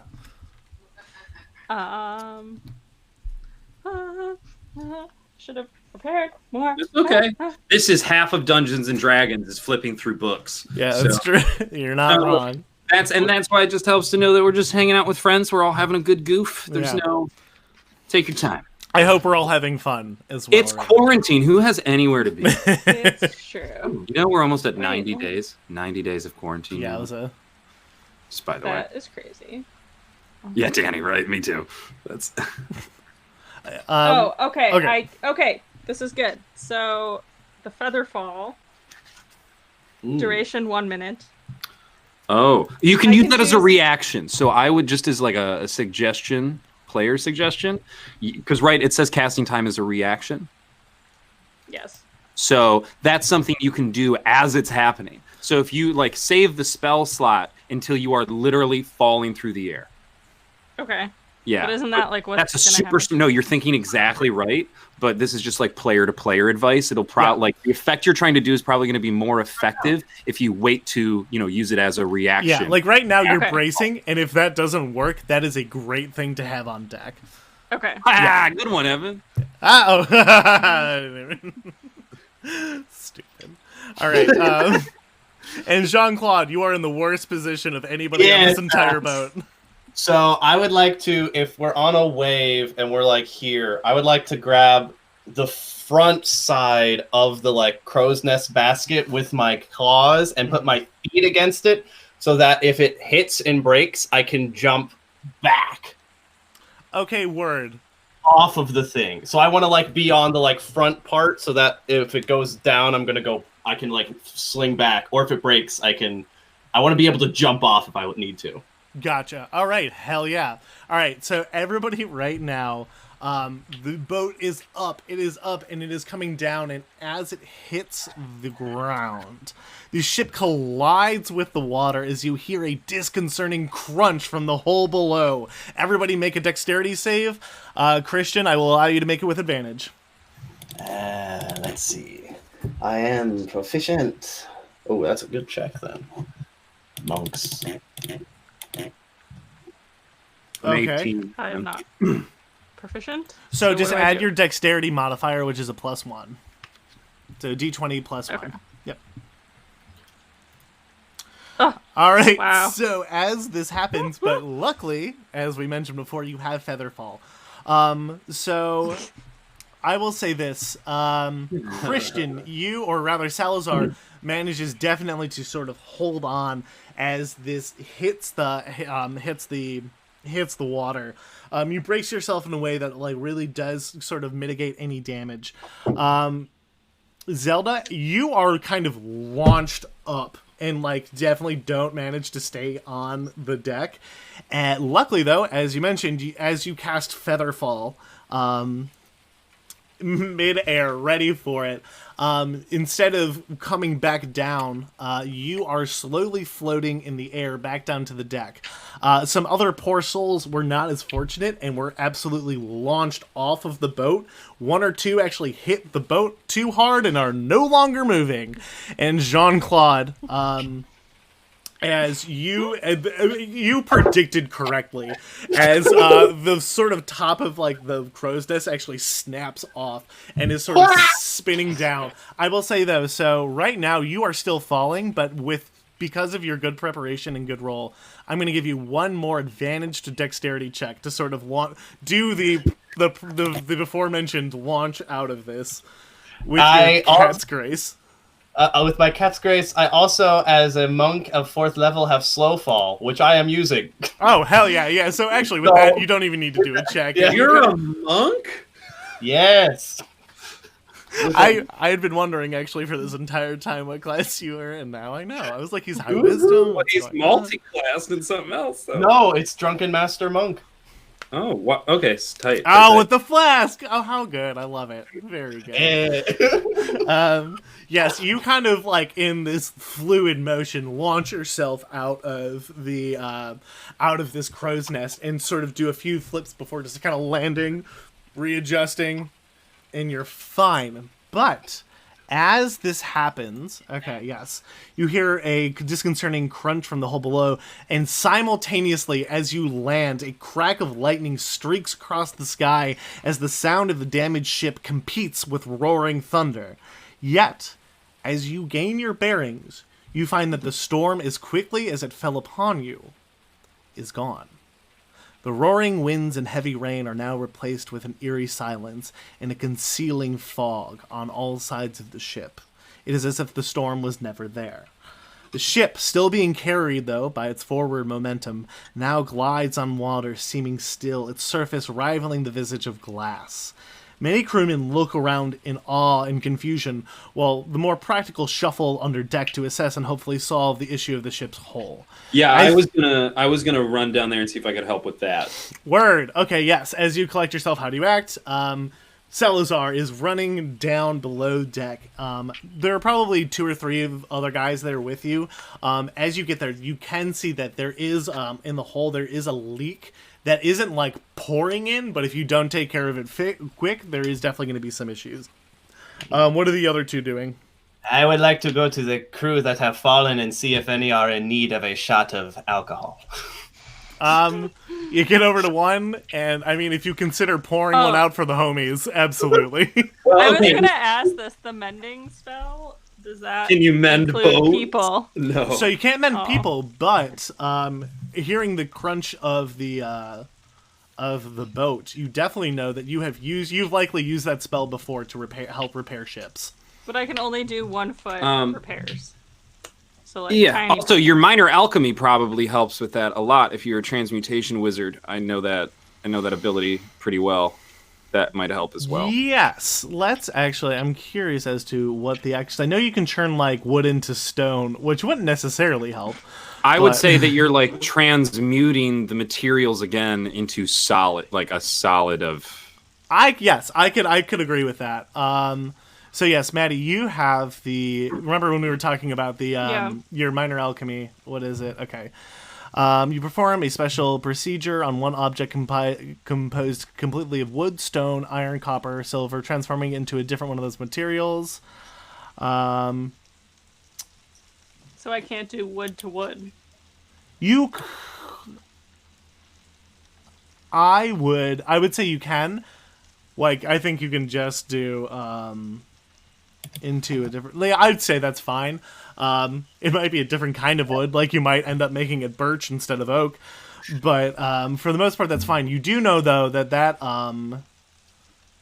will last for an hour, but then will revert back to its original state. Oh, whoops. Okay. I guess I do not know that ability as well as I thought.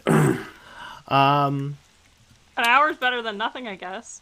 Yeah, if you want to go down and try to help them, that's definitely something that would like at least help them get things together. So running down, do you want to just like use the alchemy to sort of like sort of suture them back together? Yeah. Okay, doing this, Salazar, you see Zelda run down, and it's the few guys are just trying to like board up this this like fissure in the hole. There is a she comes in and starts to like kind of do this, and they still actually complete what their task was. Luckily her mending was able to stop the flow like of all the water, and now there is another layer of like nailed wood over it that most likely will at least help once the magic wears off. Salazar up on top. Not Salazar. Jean-Claude. Let's see. The ship glides across the water as you're up there. Definitely a little bit worse for wear, though. The ship's current state is put into perspective as you continue. Emerging from the fog, you can see what can only be described as a vast cemetery of the remnants of ships. Masts, helms, decks, bows. All parts of all manner of boat anatomy are sticking out of the water, floating as a reminder of the folly of previous attempts to for those who come to Stormcaller Island. You really can't see that far off of the ship either. The fog seems like very unnaturally heavy and dense. Anything you want to? Anybody wants to do on top? Just really quick, I know because we told both of our other players to expect about a 90-minute session. We're at 94 minutes, so I just want to see Evan. Can you like give our players an idea of the rest of their time commitment if they want to see this through to the end? Yes, I think I think I can strategically sort of move some things around, and we can be done within half an hour if that's okay with everyone. Yeah, it's fine. Okay, Yeah. cool. Neat. Awesome. Cool. Well, good. I would probably go to the front and help with the navigation of, just because there's lots of debris, we're going to need lots of good communication back and forth between the front and the captain. You can, so actually, this is actually a fun little thing that I thought about getting into. I think we should do a whole episode on this, but there is sort of the idea of when you have two skills that, or rather a skill and a tool proficiency that overlap, you can get advantage on some of those checks, right? So as you are somebody who is proficient with navigator's tools and using a perception check maybe to sort of, look out, try to figure out like what's the danger and whatnot, I will let you do an advantaged perception check from the front of the boat. Sounds good. Yes, that's an alternative rule in A loophole. in Xanathar's Guide to Everything, and it's very cool. Wow, I do like that rule. Those are two very good checks. Yeah. Cool. So as this happens, you are looking out, and again, this is just like a collection of like every kind of ship. Like you see half of a galleon, further out a little bit, and you also see ships that are smaller than your own. You can tell that, for the most part, it almost seems as if there is like a path through in like, it's not like a formal path, obviously, it's water, but you are able to navigate pretty well. As you are up there though, there is a moment as you are looking out, and you look at this mast that is coming out of the water. It's off to the side, but this giant sail that is more or less intact on it kind of catches your eye with this large skull and crossbones intricately done. As you do that, though, the fog begins to close in on for a second and becomes very, very dense. You can't see anywhere in front of the ship, but then quickly releases. As you do this, that mast is gone. Whoa, spooky. I believe we're going to have some friends come here soon, Captain.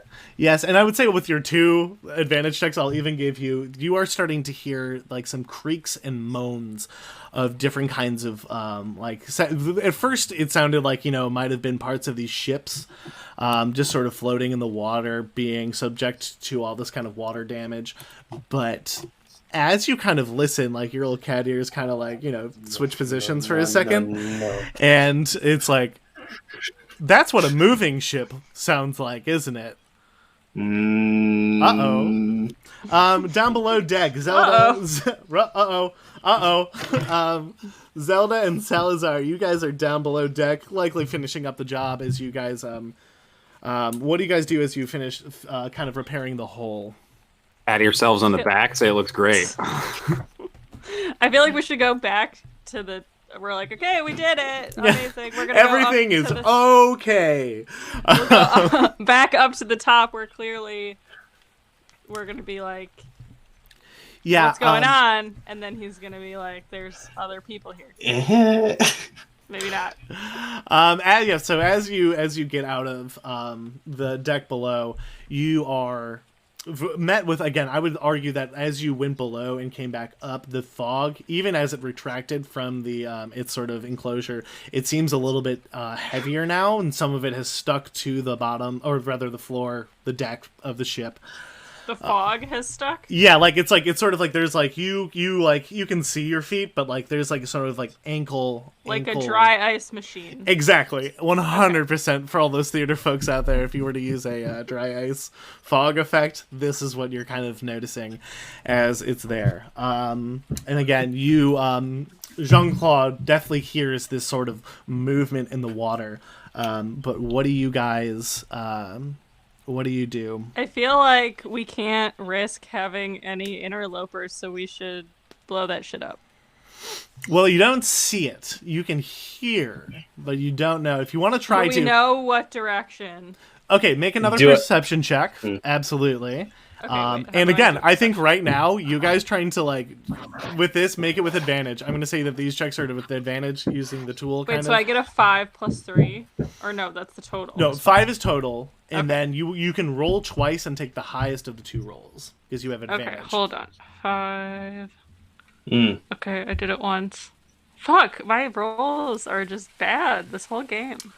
So yeah, I think you go to the port side and you're sort of like listening, and it's kind of hard with this sort of almost strange echo that's coming around, and you think it's on this side, but then you hear it on the other side, and you're a little bit thrown off. Salazar, is there anything you are doing in this meantime? Not really. I feel like I'd just be checking it out. I'd be looking, not knowing what I'm looking at. I'm not smart or particularly perceptive. I would shout out I would suggest everyone draws something they enjoy hitting other things with. Okay. And I pull out my battle axe. I would like to do the magic missile. You need a target for that one, but you can make sure that's ready to cast. I have it ready. I have it ready here. You're like doing your magic. The claws just slowly come out of my fingers. Is there... Okay, I will say, so how many people are on deck ready to fight with us? You see the woman in the red coat, and you also see Captain Saltblood is there. There are maybe 2 other able-bodied sailors, a man and a woman, both burly looking. They definitely have their hands on like their short swords at their side. But everybody else seems to be sort of either dead or tending to their wounds. Like, right? Like some people hit the deck pretty hard but lived.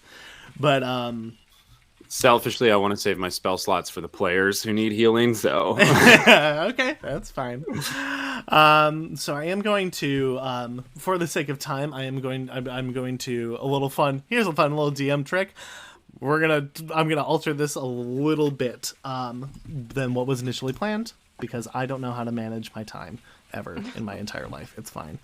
Okay, so everybody make one more just regular non-advantaged perception check. All right, and then. What do you mean non-advantage? So just regular. Just roll the die. Don't roll the 2 and take the high one. Roll it once. Yep, just roll one. But with the 5. Yes, that is your proficiency. Yes.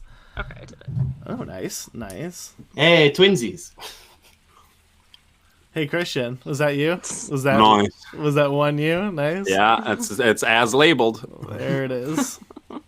the one of shame, right there. That's what you did. I was joking with Corey earlier. I was like, I'm gonna request that Evan rolls my dice like they did in Harmon Quest. And did you guys watch that? And they were like, the DM always rolls everyone's dice, and they were like, no, literally no. They do that. They do that in Community as well. Yeah. Yep. All right. Anyway, I'm just gonna keep going here. So Maddie, or rather, Jean-Claude and Zelda, you guys, I think mainly because you had been looking already, you've been trying to like pinpoint this. The creaking almost stops for a moment, but then you hear these sounds of wind in sails and moving water as if it were pushing through wood over to the starboard side, which is the right, if I'm not mistaken. Looking over that way, you catch this before anybody else. Emerging from the fog at a frightening speed, a large ship of equal size to your own is crashing through water, and bits of wood and ship and a battering ram on its bow in the shape of a golden skull. The ship is ghastly and frankly doesn't look like it should be able to sail, as its hull is seemingly constructed from rotten wood and its sails are full of holes. Regardless, the ship's momentum is coming in fast. You have a moment to brace yourself or to do something to try to stop this. The two of you do, as your perception check has allowed you to catch this faster than everybody else. Great. With that perception, is there anyone on the vessel in the front of it? Looking in, you don't see anybody on the front.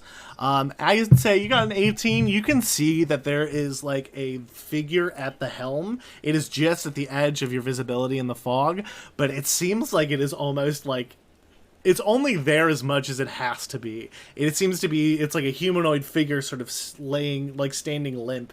Its head kind of over to the side, but hands... Is it a zombie?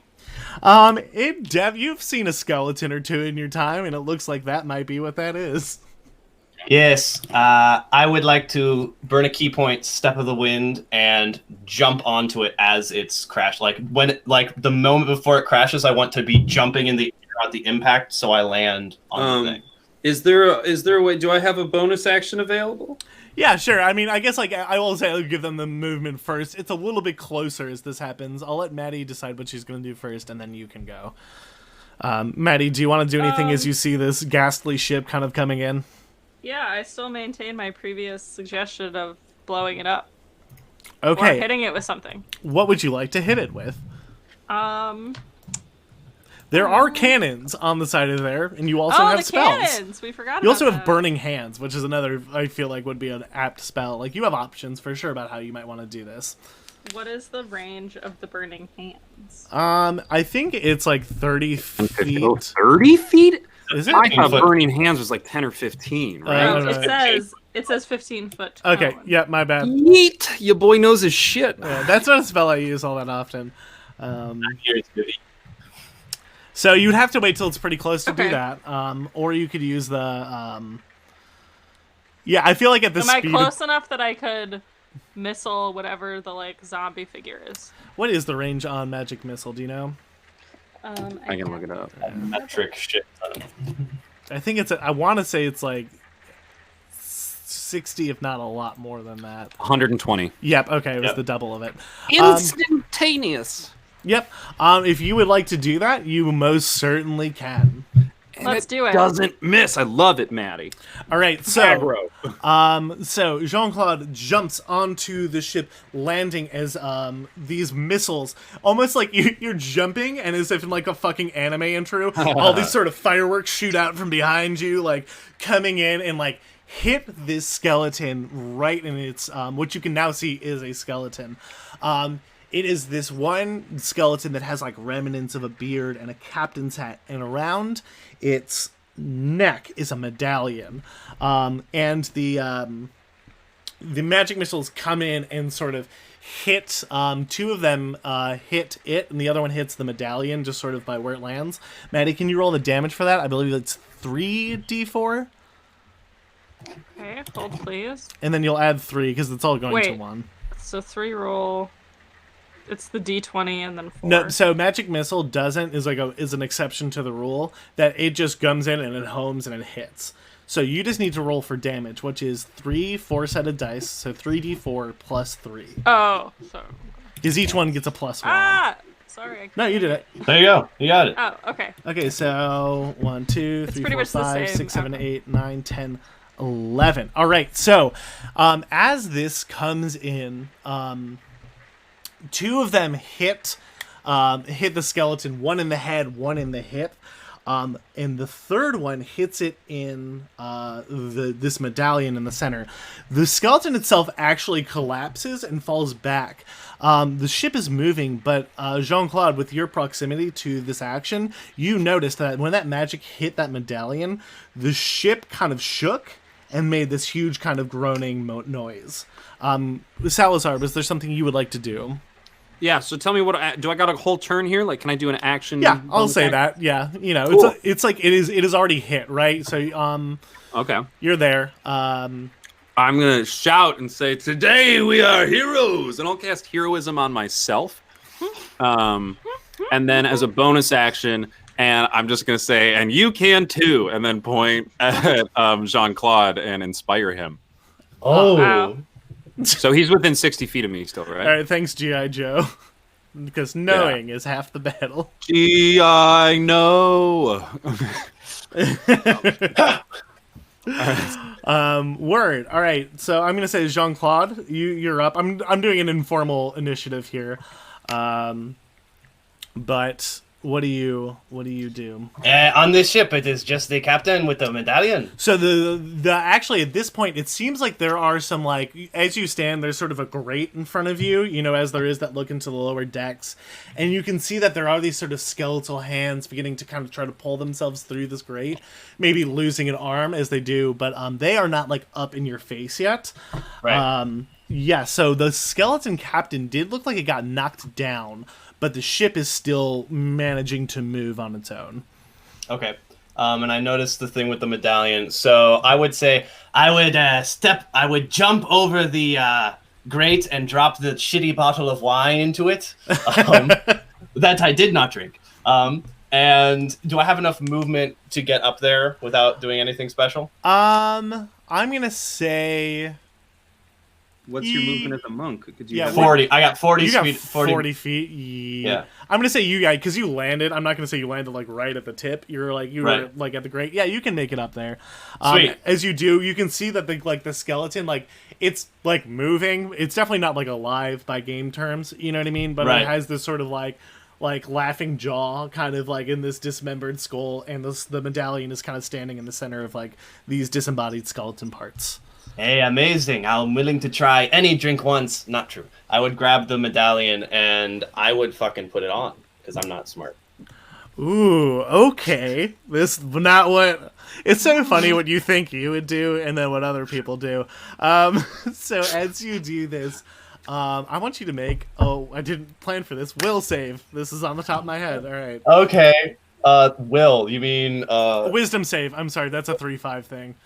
That's okay. And I'm a monk, which gives me a proficiency. Nope, it's strength and dexterity. That's dumb. So beep boop. Just a straight modifier.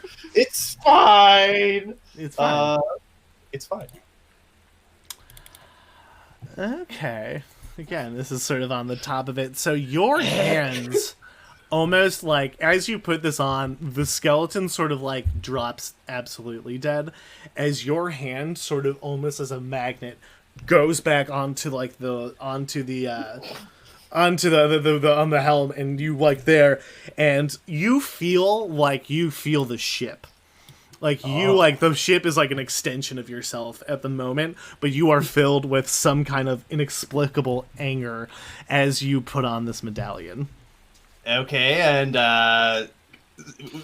what does that? Can I like just? We'll figure put out it in after reverse? after Maddie's turn. Maddie, what do you do? Am I close enough now that I'm within distance of that I could do burning hands? Onto the ship itself? Yeah. Yeah, because it hit. Like, I think as Jean-Claude kind of got onto it, it came into collision with the ship. Okay, then We do have a man on board. We will have to get back off board. Wait, I'm gonna use my inspiration. Oh, yeah, absolutely. I'll allow it. Is it a D6? Yeah. 16? Okay, 16. Okay, what happens still happens. However, like, as you are there, like, for a moment, you are, like, glued, and, like, it almost burns your hands, but you manage to, like, remove yourself from the claws, though you still feel the connection from the ship, and in fact, the ship almost recoils a little bit. Before it almost seemed like it was trying to power through your ship, but now it seems to be a little bit more static. Cool. Okay. Anyway. I'm gonna set the ship on fire using burning hands. Yep, go for it. Make an attack roll. So that's your. I believe Burning Hands is a save because it's an AoE cone. Is it now? Well, I don't know what the dexterity of a ship is. So I'm assuming it would fail a dex save, and she just gets to do max damage, and then. Sorry, Yeah. I'm not trying to like. Yes. Don't worry. And don't worry, this will all wrap up soon. I think you guys have solved my boat puzzle here, if you will. But yes, roll the damage for Burning Hands, which is a bunch. Burning Hands 5e. This is the beautiful thing of Google. I love using both the roll20.net has a lot of the spells in there, and you can find it. So we'll say, yeah, you do max damage for 3d6, which is 18 damage. Jean-Claude, you kind of feel burned as this kind of happens. And I'm going to say you take 8 points of fire damage.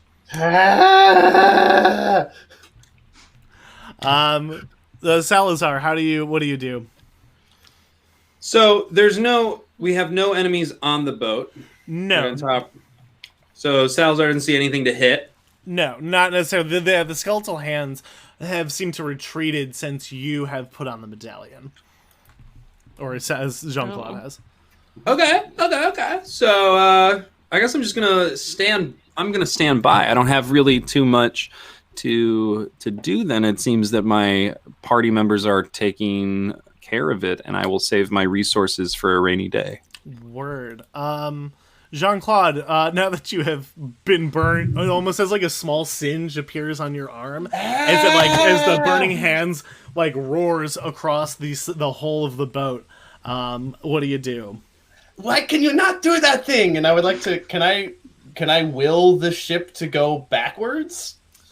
Yes. Does it obey the laws of wind, or can I just like put it in reverse and park it alongside? If I back it up. Is it fast enough? Yeah, you seem to like as you kind of go there. I want you to make a will check with proficiency due to your ship proficiency. Right. Yeah, you know how ships work, and this is sort of a matter of your will. So your wisdom, yeah. Hell yeah, dude. Like as you do this, you kind of turn it, and like as you turn the ship, like wind fills the sails as you start to begin to like move alongside the ship as instead of like into it. Well, cool. Hey, Captain, I have my own boat now. Word, yeah, and as again to just sort of speed things along, there are like 3 encounters we have not done, and I'm not going to do them anymore. So we're going to speed through this last little part here. Now, okay, I mean, real quick, like, so we can talk about that for a second. I mean, let's just talk player to DM for a second. Yeah. So you have 3 encounters, and I, as a content creator, would love to have those encounters to talk about in our next discussion. Yes. What would you need to, like, how much time would you need to run those next 3 encounters? I would say that one was just sort of a battle, which I'm okay with kind of skipping, and I have a narrative way to kind of get around that. But the next one, let's just say, give me 15 minutes and we're donezo for sure. Out. Are we good with that? Okay, because like I would rather you just whatever the time you actually need to do it. Like what would that be? Like that. The one thing that I think I kind of wanted to do is it's not like a super big thing. I honestly, there's some like my apologies also for the lack of combat and in this. No, totally fine. And I was talking to another DM friend of mine, Ellen, and like we were talking about functionally. Sorry that you guys have to sit and sort of listen to this, but functionally, we're trying to specifically look at mechanics within the game. We're less concerned about the narrative because we want to present DMs the mechanical aspects. If we can add thematic themes to it, that's great.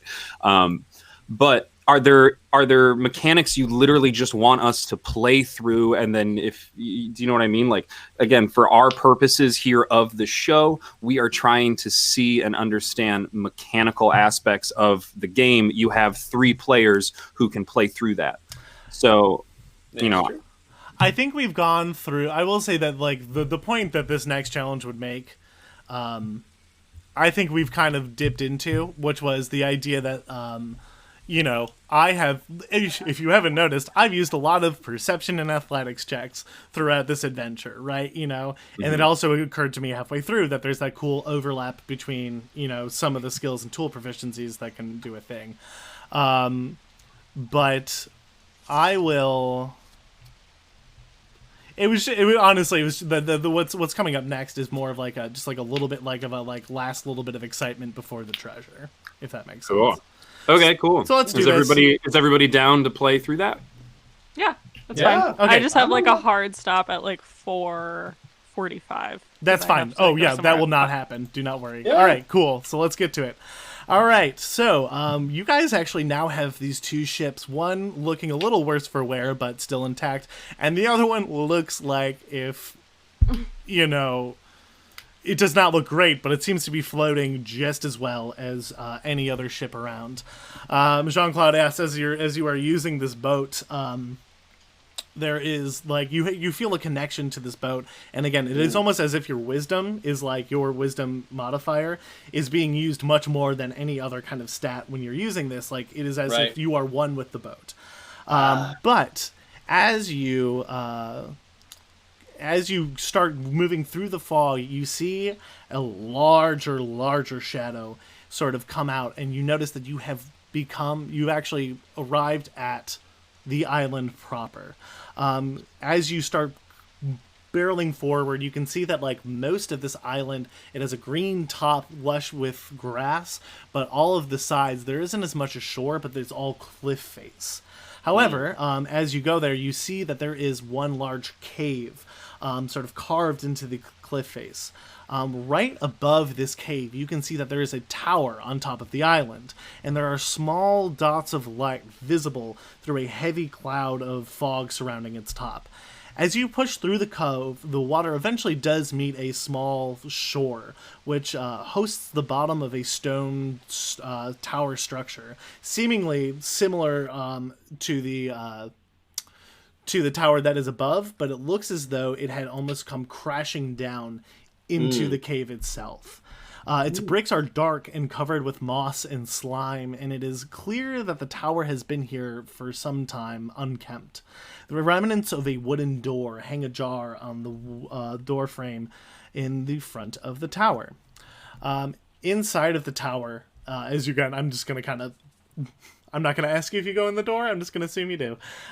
Inside the tower, there is a staircase that spirals and hugs the walls, heading upward many, many stories. The inside seems less dirty and affected than the outside. The wood of the floor of this base I need to proofread my things more. The floor seems to have been more severely compromised than maybe some of the other parts of the tower, as much of the stone flooring seemingly is reduced to rubble and gravel, the center of which seems particularly destroyed, as there is what looks like a pool of water that actually doesn't look particularly shallow but very deep, that takes up most of the center of the floor. How do you guys want to continue? So wait, are we at the bottom or the top? Yeah, you're at the bottom of the tower right now. Right. You've not gone up the stairs. And Captain has told us our treasure lies at the top. Sort of thing? Yes. Yeah. Captain Saltblood kind of gets off of his ship, kind of eyeing the ghost ship with much suspicion and maybe a little bit of envy, as he says, "Oh, yes, it has to be at the top. No, where else would you call a storm?" And he's just sort of staring up this stone staircase as he's sort of like mentally prepping himself. And the pool at the center of the tower that has it looks like a hole in the middle of the floor that goes down. Yes, let me actually, if we go If this is trapped, I got a pretty good sense for those things. Maybe I should go first. You know. All right. Take a look at this pool, friend. I am curious. Do you guys see the new thing? Did I move you Yeah. to it? Yes. Okay, cool. So again, this is a kind of a shoddy map maker. I like it, but it takes some time. Anyway, so you guys are the three people on the far right. I can actually give you those. Yes, so like sort of in the center, it's probably a little bit rougher than that, but I had straight lines to work with. But there are stairs that sort of, spiral up. You guys are at the bottom of one right now. Then there's a landing, as you can see right there. Another landing going up, going up, going up. So did you guys want to check out the pool, or did you want to check out the stairs? When you're saying I feel like we should go up if the treasure's at the top. You guys go up first. Can I throw just a piece of rubble into the water? Yeah, you lean down and pick up like a good sizable rock and chuck it into the water. As you lean over, make a perception check to kind of as you check it. Perception check. Okay. Be watching. Nice! I'm on top of it, guys. Nice. Yeah. You kind of see the rock slowly float down until you don't see it anymore, and you don't see anything stir or anything like that.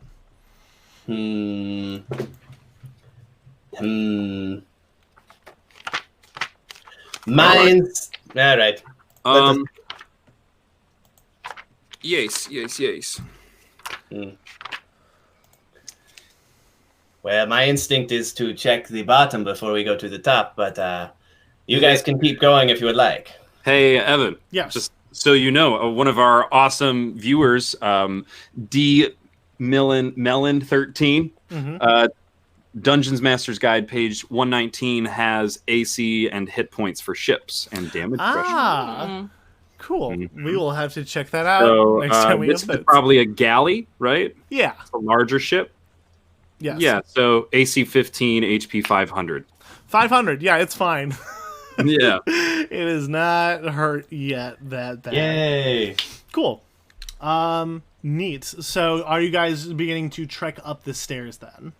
Yeah, sure. Yes. All right. And I'll be leading that front. So I Okay. would like to be at the front. We're gonna say that. That's you. Do we have visibility? Yes, you can see pretty much anywhere. As you're going up, you just sort of see more stairs, and you get up maybe about 2 sort of rotations and cycles before. And what is everyone's? You're gonna figure out about it anyway. I should have asked for this at the beginning. What's everyone's passive perception? What does that mean? So what that means, Maddie, is take your perception modifier and add it to 10. This and what it represents. You do get to add your proficiency to this as well. So Yeah, whatever that number is. It's whatever you normally Okay, like. so mine's 5 plus 10 is 15. Ooh, nice. And mine is 16. 16. So wait, passive perception. So I thought passive perception started at 8. It's 10. It's 10. Then I have 13. The saves start at 8. Sure. If I'm not mistaken. All right, let's do /DM. Let's see if this works. Da-na. You know what? I'm just gonna let you guys all see this one. Let's see what happens. Because it doesn't matter. Once what happened? All right. So none of you see it.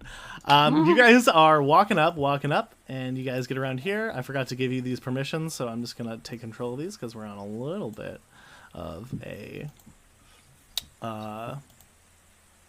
time limit here. But as you get to this part of the stairs, like I said, where you guys are probably like 4 stories up. Each one of these like full rotation brings you about 2 stories, let's say. Everybody here needs to make a dexterity check. Christian, you can do it as an advantage due to danger sense.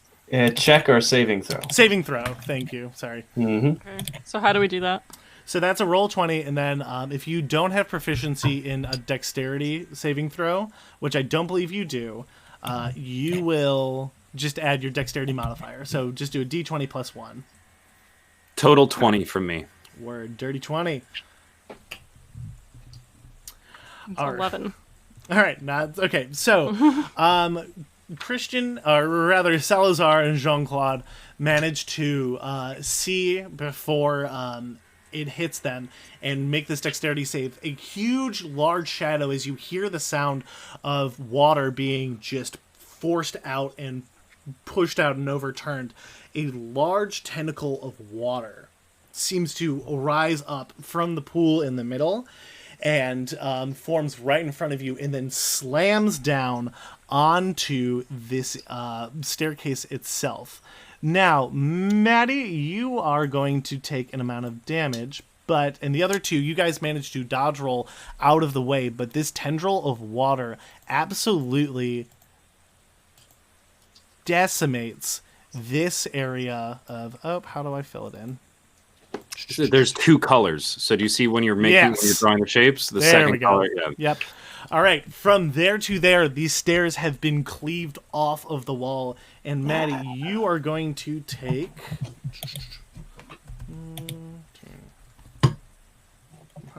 It's a roll. Yeah, we need to make these macros. Maddie, you are taking 11 damage as this just tower of water slams into you, forcing you on the wrong side of the stairs as you are going up. This thing is now just sort of whipping around as if it were just some sort of like cyclone of water in the center of the in the center of the room, and seems to be trying to like collect itself again to strike down. How do you guys want to continue? What do you do? We can roll initiative here, actually, really quick. A real quick initiative roll.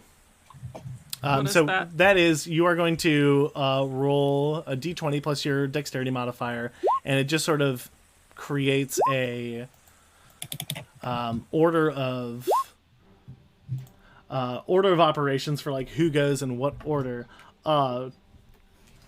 Christian, that's not good. Very not, especially for what my whole purpose in this party. Okay, so Maddie is okay. Now, I believe there's also, does that, hold on. 19. Nope, never mind. Ancient. All right, Jean. Jean. Who smiles? And then I'm just gonna roll in Fiscal World for this one. Okay, cool. All right, Maddie, you have, or rather Zelda, you find yourself sort of reeling but standing back up, hurt but not down for the count, as you are standing looking over this sort of I'm gonna say it looks like it's a 15-foot gap between. Yes. May I use my inspiration to encourage her through this jump? As I just shout out, "You can do it!" And then just like this beautiful whoa, like sort of like Disney princess. I will allow... I feel like Zelda has proved earlier in the game that she does not respond well to the singing. It doesn't matter. It's magical. You're under the effect anyways. You don't have to like it. I will say this. If she wants to, she can save her action to jump there and wait for your turn to receive said inspiration. Well, I was hoping... Yeah, I didn't...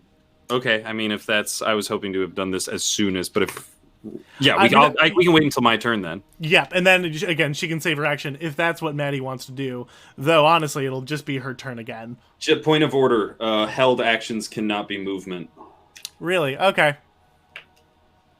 Interesting. Okay, well, her turn is right after yours, so it'll essentially be the same thing.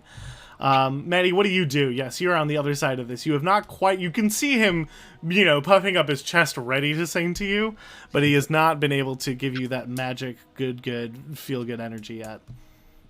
Can I... I'm debating now. Like, do I wait to jump then until... Like, maybe I start the jump, and then it's his turn, and then... You won't be you won't be able to add the dice roll. This is why initiative is unfortunate. So I would say, use your action however you want to use it, and take the help whenever you can get it. You know what I'm saying? Okay, yeah. I'll just jump then. So how do I do it? Roll for the jump? All right. So doing like a long jump is an athletics check. If there's anything you can do to boost yourself, like if you have like any spells or something, that might help you. But other than that, it'll just be a D20 plus 1. Yes. Okay. Cool. Okay, I'm just gonna do it. Let's see. D20 plus 1. Damn. Oof. Okay. And this is what I like to refer to as a high risk roll. So you are going to, I think just maybe shaken, like the winds got knocked out of you. You get kind of staggered back, and your instinct is like obviously try to make this, and it's a decent jump, and you take your run and leap, but oh no, that's not what I want to do. You sort of leap, and that's not to back, no, to front. There you go. As you get there, you don't completely whiff. You kind of like almost belly flop onto like the flat edge of like what has been struck off of, and you're sort of holding there in a very precarious sort of situation, but you're up, you're alive, but not in a really great situation. I'm also going to say you're going to take 3 points of sort of like damage as you almost like belly flop against this like hard rock surface. Okay. Jean-Claude, it is your turn. Yes, now I do not... So this is a giant tentacle of water in the water? Yes, yeah, you can see that there's definitely some like sort of like direction of movement. It sort of ebbs and flows between like the consistency Would I know what a water elemental is? Would I know if this was or was not that? I would let you make an Arcana check to maybe like access your brain to figure out like... How have I ever seen You have, as somebody who has sailed the seas and very well acquainted with water, know that there are most definitely many creatures that are made out of water. 2 of which are water elementals, and the other a water weird is another interesting sort of an elemental, a close cousin of the water elemental in the strict sense. Well, all right then. In that case, I do not know why I really asked. It does not change what I am doing. This is dumb. I'm going to jump and hit it. All right. Yeah, that sounds good. All right. I would like to like jump. I would like to run up and then like do like a side, and hopefully the impact of the punches will push me like in an arc along the movement. So like that. Oh, that just didn't work like I wanted it. Yeah, wait, what? It is like not colorful at all. Here, wait, like this. Yes. Let me. Okay. All right. Or like okay. Jump and then punch and then land, hopefully on the lower stairs. So you want to use like the water tension of this being to sort of strike and then move off of onto the other side? Yes. Do you have... I know there is a monk ability that is similar about like sort of being able to walk on water, I think. That's a higher level ability. Okay. If I was 6th level, this would be a whole different game. Yeah. Okay, so I will say this. It's going to be a hell of an acrobatics check, but you can sure try. Well, the point, as long as I'll get to hit it either way. If I fall, I fall. So make the attack first. And you know what I'm going to do? And this is something that I haven't done in a very long time. Because this is some crazy ass monk bullshit, I'm going to give you inspiration right now. So you can use that for the attack, you can use that for the check, or you can use it for anything. I don't give a shit. And I will say the attack, it is... it's at 9th level that you gain that ability, just so people know. Thank you. And it would be the flurry of blows. It would be 3 like. Oh hell yes! All right, cool. Key point. So my attacks are +7. So first, second, third attack. All of those are going to hit. Yes. Wow. On the first one, I would like to drop a stunning strike. Oh, okay, word. DM's Bane, as I like to call it.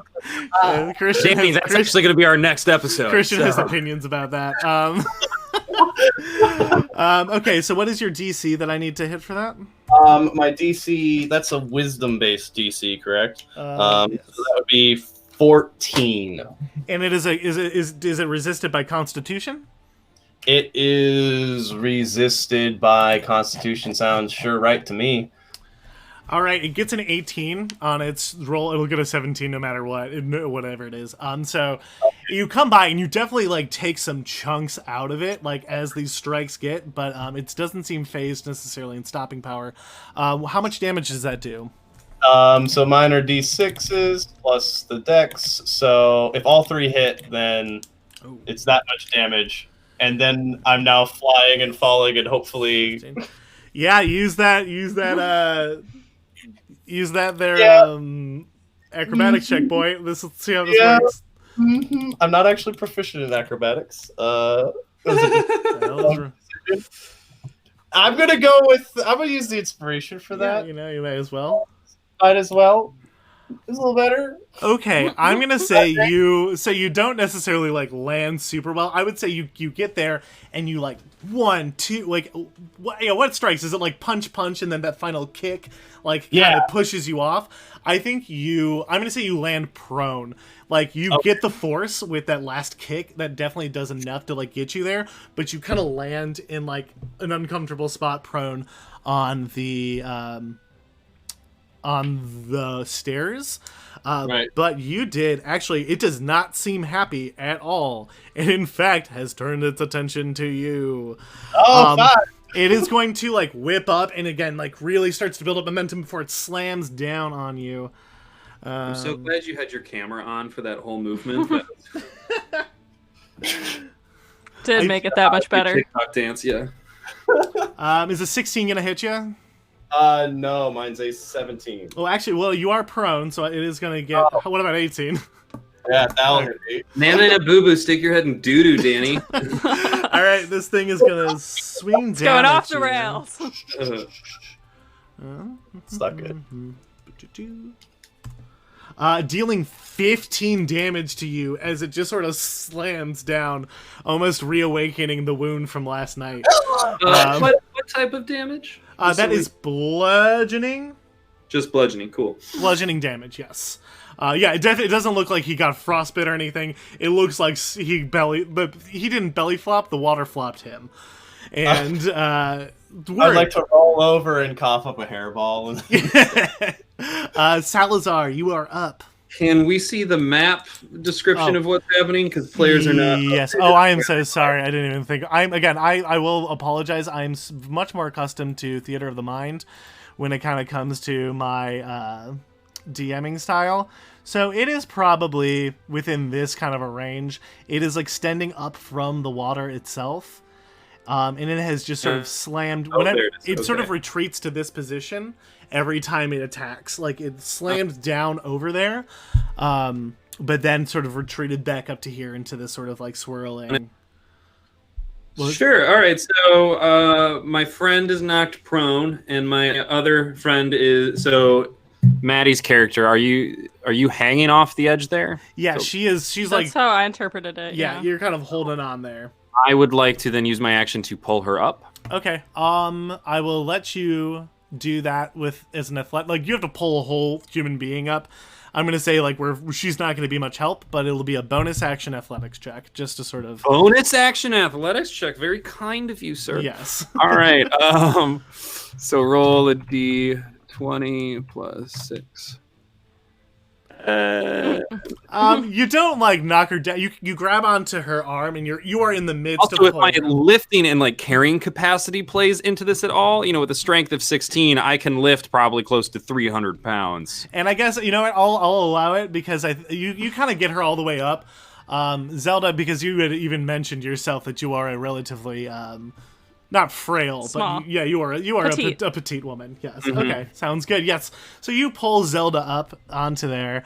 And then as my action, I'll cast, because she took damage from that as well, right? Yeah, a little. Yes, you did. Sure, I'll do Cure Wounds. Word. Right. What is Cure Wounds just like the classic like glowing hands or what? Awesome.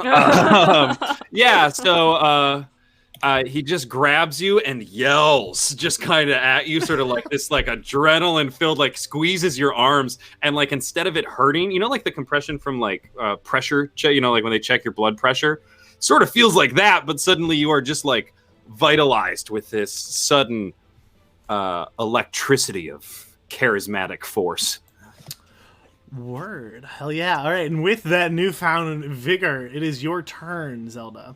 So you make sure to mark that you have a 6 hit points. Well, now I'm in front. I'm in the main part of the group, right? Yeah, you are the blue one. You are standing upright. You are not prone. You have your full turn because I made sure of it. Okay. Oh, could I have also told her, actually part of this, could I also have told her, like, you run for the artifact, we'll fight this thing? Yeah, sure. That's fine. Okay, so I can run up the stage. Yeah, start booking it. Go finish the quest. Oh my god. Oh, there we go. Running, oh, running, I'm moving. Okay, cool. Wait, are you using your action to dash, or are you going to run and also cast a spell? Because I don't know what spell would be useful in this. You do have Ray of Frost, which is like a good throwaway. Like you don't lose anything for casting it. Do that. Okay. Yeah. Ray of Frost. So that is an attack spell. So just roll an attack roll. I believe it's a +6 for you. So you have 3 and 3. Okay. Yep. So D20 +6. So many. Hell yeah. All right, so now I need you to roll 2d8 for your damage. Nice. Yeah, as you're kind of like running up, seeing your friends, and you kind of have like you're looking down at this thing, you actually, Christian, I forgot to mention this, her spells, she chose a component pouch. And I don't think you actually need components for this one, but you release from your fingers this blast of blue light as it strikes into it. Did you roll that damage? I did the 15 + 6. Okay, so roll 2d8s, 2 8-sided now for damage. So yeah, the d20 is to play the game. The other dice is to do damage. Okay. Usually. So I did a 5 and a 2. Love that. Total of 7 points of cold damage. Yeah, this thing is starting to lose some of its structure for sure as it's going through. Also, its speed is reduced by 10, so I don't know if that's important at all. Up next is Jean-Claude. You are down, but it doesn't take much for you to get back up. Now I am just angry. Not yet of the drunken master. I can just stand up easily, but half my movement to get up. 20 feet of movement left, which is enough to jump straight towards it again. No more of the fucking trying to bounce off the thing. I'm just going to jump towards it and hit it. And if I have to use my claws and slide down it, that's okay. All right, cool. Go for it. Yeah, do your attacks, my man. Let's see. I'm picturing also with this. Did you guys ever see Hot Rod where he does the ultimate punch? Like fist, leg. Just yes. Flying through the air. So that, and I will, of course, Flurry of Blows. Word. That is my third key point of the day. All 3 of those babies hit. Bada bing, bada boom, baby. And since I'm using my claws, it's slashing damage, but that doesn't really do much for anything. Just put some fun flavor there.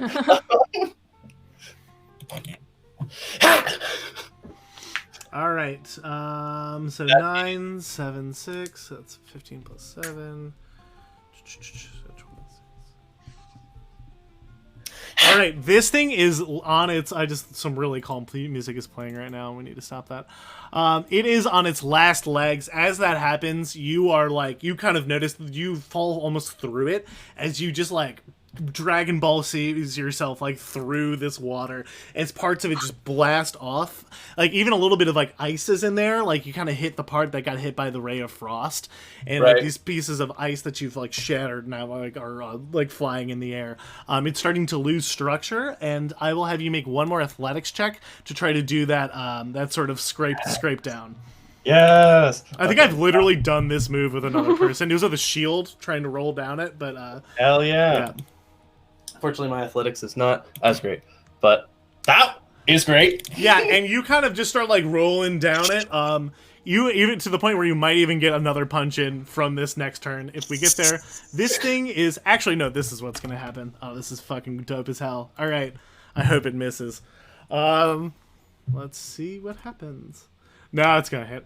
All right. So this thing, like, absolutely furious with you, is actually going to fold in on itself and try to hit you as it is sort of like whipping itself around, which it does. It is going to do 9 more damage. Ow. That's not great. And with this, you are actually, you find yourself like sliding down until you are hit. And then as it brings itself back up, you are actually stuck within the water and start getting pulled back up to the top. You are grappled by it currently. Salazar, you are up. I would like to, because if you're saying it's on its last legs, I would like to rage, because I haven't done that this whole session. Yes. So you see me scream out, all my muscles tense, and my dark skin sort of shows this sort of reddish hue underneath as I am just screaming. And then I'm going to... Also, this is interesting, because I took the athletic feat, I only need 5 feet of movement, so I'm going to back up 5 feet and use the 5 feet to make a normal long jump instead of needing the 10 feet to do it. I'm going to jump into the water, and once I hit the water, immediately cast Thunder Wave. Now, I don't know if you can cast spells when you're raging.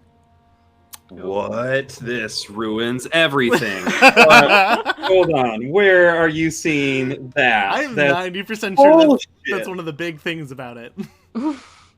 Gotta googly boogly that shit.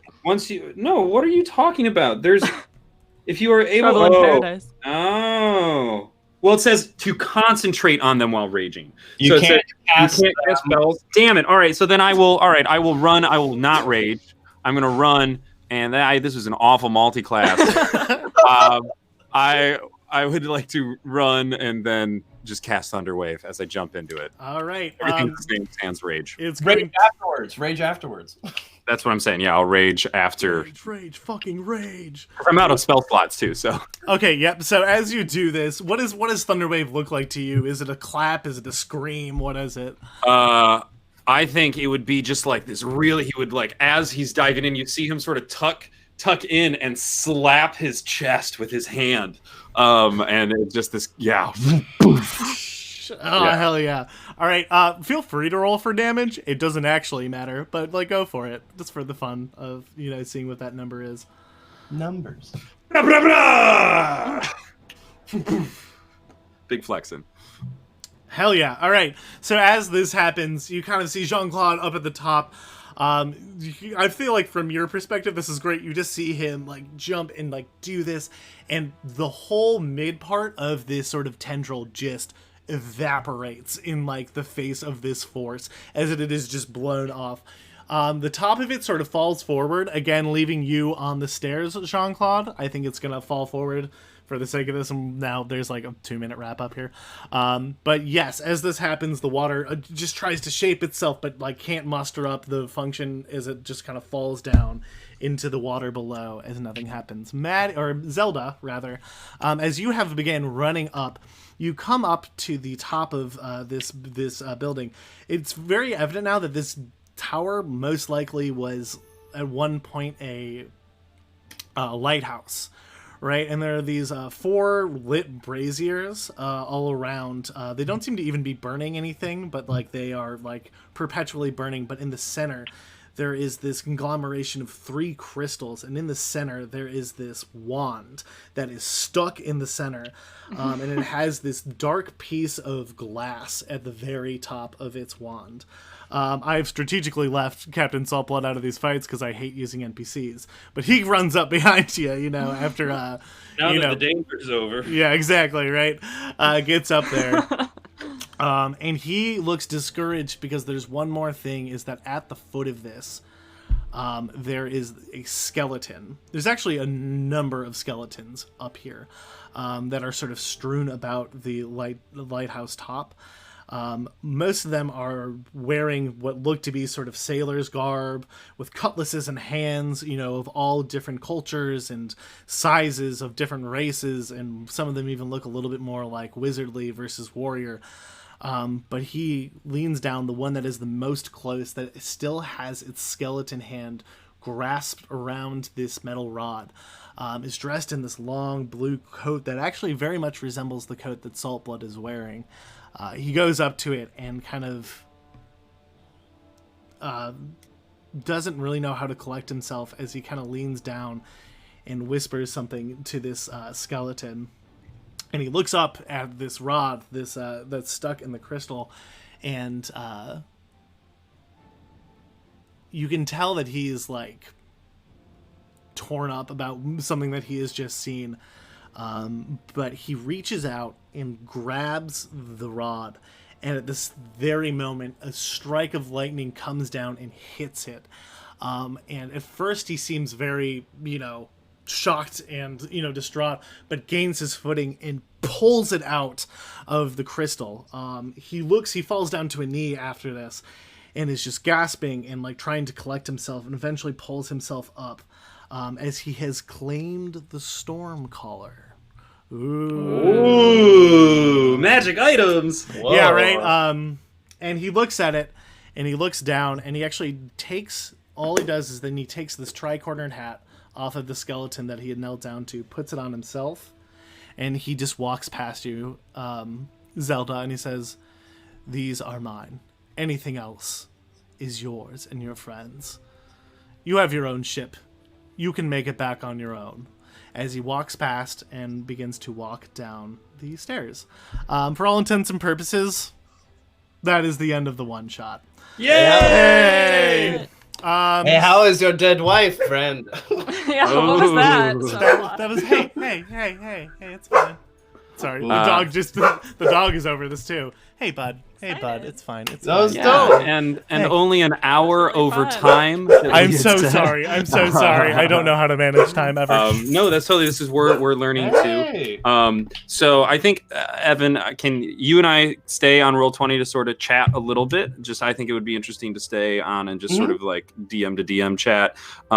Thank you guys so much for tuning into all of this. This was awesome. Do you have was there? I would love just real quick. So we're going to have a discussion about this soon. You're both welcome to join us for the recording of that. I will be running that ship, and that will be a 30 to 45 minute conversation. If that's something you would like to join us for, and we can schedule you for probably next Saturday, if that is. I'll be in upstate New York, so I might not have internet, but do let me know when you do it. Sure. Okay. Yeah. Maddie, is that something? Would you like to, so that we could ask you now that we can pull back the curtain to say, to ask you questions about things you were confused about, things if that's something you would like to join us for? Yeah, and maybe what good. You would have liked us to do as a new player, what things would you have liked to have known a little bit more explicitly, so on and so forth. So we'll do that discussion later. But Sounds good. Thank any final thoughts or remarks for our 7 viewers. It was a delight. Pleasure playing with you, Maddie and Christian. Yeah. Awesome, Danny. Thanks well, I'm sure we'll us. have both of you back on the show at some point. So. Oh my God, yes. I will do more homework and learn more things. That's really that's fun. how it starts. That's how it starts. Good. Hey. Good. You'll be DMing within the year. I can feel it. Well, wonderful. All right, kids. So feel free to log off, go about your days. Evan and I are probably just going to talk some behind the screen stuff while we're still live. Yeah. Sounds good. All right, bye Okay. guys. Thanks Groovy. again. Cool. Bye. Bye. Love you. Well, thanks you so much for coming. Yay. I disappear. I have one bit of thing that I want to say before. Roll 20. When you're making the game, you can select the Roll 20 character sheet 5e, and it automatically does everything. There's even a character maker that walks you through making a character. Yeah, and so Evan, the way we should do that is like through the accounts that we handed out, the Ancient and Wormling. Yep. Sorry, everybody listening, you're seeing some very behind the screen stuff. This is like... So we have our 2 separate email accounts, so that way when we have new players, we can just edit and update that character sheet, and it will edit and update the macros. Yep. So just for our preparation, now that we're in here, the DM needs to make a handout for character sheets for both, and we will upload those before the session starts. That's huge. That makes it so much easier than everything, especially for new players. I mean, I've played with people who've never played before, and you give them the buttons and they go, and it's a great time. Yes. Anywho, is there any questions before I run away? Because you might not get me next week. Is there any questions you have for me? I'll text you questions and answers or something, and we'll if we don't get you on the show, we will like read your answers for that. So feel free to I'll probably text me your email so that you can be a little more long form with it. Sounds groovy. Was a pleasure, guys. You're a beautiful man, Danny Brothers. Miss nice you already. To meet you. Glad bye. to have you on. Pleasure to meet you, sir. Bye-bye. All right. Bye. Thank goodness they're gone. I'm kidding. God, dude, good job. How's it feel? Good. You know, on the whole, good. Like I said, there's some time management things that I could have done better. Yeah, so I think you are still very much running this as if we're going to meet for another 3 weeks. I know. I want to, we started with the tavern really well, and I was like, oh, that's fine. And I want to, how do you keep the D&D experience, but also keep it on time? I think with one-shots, the D&D sesh, from a DM's perspective, I usually sit back more because I don't always have that much prepared. Yeah. But if I'm just trying to get through what I've prepared, quite frankly, I don't need to listen to my character's role playing. I understand. That could be important in this sort of context where we all have the same background and letting players explore what is it like to role play as a sailor and as your background and how to do those things. So I still think that was valuable. But yeah, I think definitely because we're just looking at mechanics, we just need to streamline straight to those encounters. I think you're right. Yeah. As much fun as that was, it was still great. Me as a player, I wanted to arm wrestle. I wanted the barbarian arm wrestling experience, but that's for a sit down session. For sure. When you can indulge in those sort of more, and maybe we have an episode about that. I'm actually going to write that down. The hanging out encounters, right? Where there's a whole Xanathar's Guide has a whole thing on downtime activities and how to run those. So that could be a fun. Yeah, so we literally it'd just be chill. We just smoke some weed, hang out, and just do those dumb arm shit cards and because I also I'm interested in learning how can I use dice rolling to play cards and games in the tavern, because I know there's that 3 Dragon Monty thing or whatever they talk about. There are some written rules for that stuff. I think I will say if we ever do one of those role play ones, we might benefit from having one of the groups that's already a group be that episode, for the sake of role playing that makes a lot more sense after you're 7 sessions in, Also, real quick to the people, the 5 people still listening, feel free to keep listening, but we're just hanging out at this point. This is more just published behind the scenes planning for Evan and I's next discussion. Yes. Because I don't. Why not just keep the stream open? Also, I don't know if you noticed, but while you were DMing, and I think this is something you should do too, is do not go to the stream within the stream while you are streaming, please. I wanted to see what this. Sorry, I just realized. Oh my god! Yeah, you are streaming your browser, my dude. You can't do that. So good. I've never streamed before in my life. Yeah, so no, this is great. Yeah, this is a very first time thing. I had my downloads up the entire so time. Also something that I think was fun that I was doing while you were DMing is one of us should be, I think, engaging with the chat. Yes. So that's what I was doing while we were while you were playing. I was over typing to the chat, and I think engaging with them, because having Danny as a player was fantastic, because I didn't have to carry any of the having a DM because he's gonna pilot the ship. He knows how. He wants to, and he's engaged, excited. So like Danny was flying the ship just fine, and that's why when you're like, "What do you do?" It's like, "Hey, party's got it taken care of." So nothing. So I think that all is good. Is good. Anything else that you want to like talk about before we? Not particularly, because I think everything else will be kind of more important on the actual discussion podcast itself. Definitely. Like, can you actually just while we're still streaming, can you show me the maps that you were? Yep, I only had 3. I had the one that you saw here, which was just sort of like the stairwell. There was the ship. Oh, maybe that's what we sort of do after sessions, where like we just show off the maps that maybe we didn't get to. Yeah, like, we literally just go, "Hey, this is what I was doing." Like literally. So the things that I had to cut out were, one of them was actually here. Let me show you something here. Yeah, you cut out a combat encounter. Yes, which was all I had made my character for. Sorry. Which I did not. That is actually a good thing to note about raging that I didn't realize is you literally can't cast spells. Yeah, it's a fun little something or another there. Where the god? There we go. I guess that works. But like, I would argue, I can understand not being able to concentrate on anything else, but casters who are concentrating on a concentration spell can still cast other spells, right? Yes, I think the idea is that like your brain can't focus on anything on it. Yeah, okay. So the boat here, there were a bunch of skeletons that I was going to have you like fight while that boat kind of like crashed into you. My other idea was, this is the thing, so I had sort of like 2 paths that you were going to take either. So you guys luckily managed to like take the ship, right? Which was one of the ways to do it. I was actually going to say, I thought my intention was to destroy the amulet. And then the ship would have fallen apart, and like Jean-Claude would have had to like run down the boat and like do this like cool fucking jump back in, right? That was like the intended idea. Yeah, Danny's a smart enough player that he was like, okay, clearly this is the remote control. Yep. And the other idea was that the ship gets sundered, right? And that you guys would have had to do like a series of checks and like creative problem solving to our ship.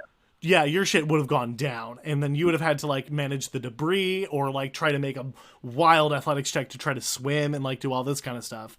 So the idea was that like with these there, that would have been a much more possible. I think you still should have done it. I don't know why you cut it. Like you could have like also like as soon as the amulet was taken off or dealt with, the skeletons would stop being under command, right? Yeah. So they would fall back into a pile of bones. I think what I didn't want to do was like because we had already been like, oh, we're over time, and I didn't want to get into initiative with that many things. Even if I did them in 2 groups, like that would have been a lot, I think. And then yeah, we were still in initiatives though. We were still taking actions, and we were still. Yeah. I think you could have, but probably, but. No, I think it was still good. I think Maddie, our players still had a good time. We definitely had to expedite some things. Yes, so, and that's part of our learning process right now. I also I've run a lot more one shots because I haven't been able to do until quarantine. Been able to do as many longer standing campaigns. I mean, one of my big DM experiences was I did like a 4-year campaign of Princes of the Apocalypse. So I think that sort of side of my DMing experience probably shows when I'm DMing. Yeah, so. you seem so comfortable to like, we're gonna DM for the rest of the night. Oh yeah, I'm like, yeah, guys, if you want to keep going. Yeah, I can do this all night. All right, well, I think we talked quite a bit. I think any final thoughts, final comments? No, thank you for anybody who's still here and listening. I don't know if you are, but glad to have people watch on the whole, and we'll see you all next time, I guess. I love you, Evan. Great job. You did good stuff. Thank you so much. Oh yeah, that's 2 hours and 46 minutes. God damn. Yeah, dude. I was trying to text you through it, by the way. I don't know if you got any. I didn't look at my phone. I was like very intentionally like, oh, don't look at the phone. I was definitely texting you like, by the way, we are now at 90 minutes. Like, just so you know, we were like, I was just trying to be like, I did not see any of those. My bad. Yeah, I was trying to keep you on. So maybe also another thing, like, yeah, put your phone on silent. But I think you and I should be able to be like, hey, just like, because we're keeping an eye out for each other. We're trying to run a show. Yep. So I'm also okay. Like, you and I know how to not metagame. So like, even having the stream up, I could see the GM layer, and I knew that you had those monsters there. But like, I wasn't going to act any different. So when I'm DMing, I hope you do the same. You know what I mean? Yep, absolutely, for sure. Feel free to text me to be like, "Hey, that totally didn't make any fucking sense." Like, okay, for sure. Okay, cool. All right, I'm gonna end the stream here. Again, thank you everybody for tuning in, and we'll see you next time. Gooses.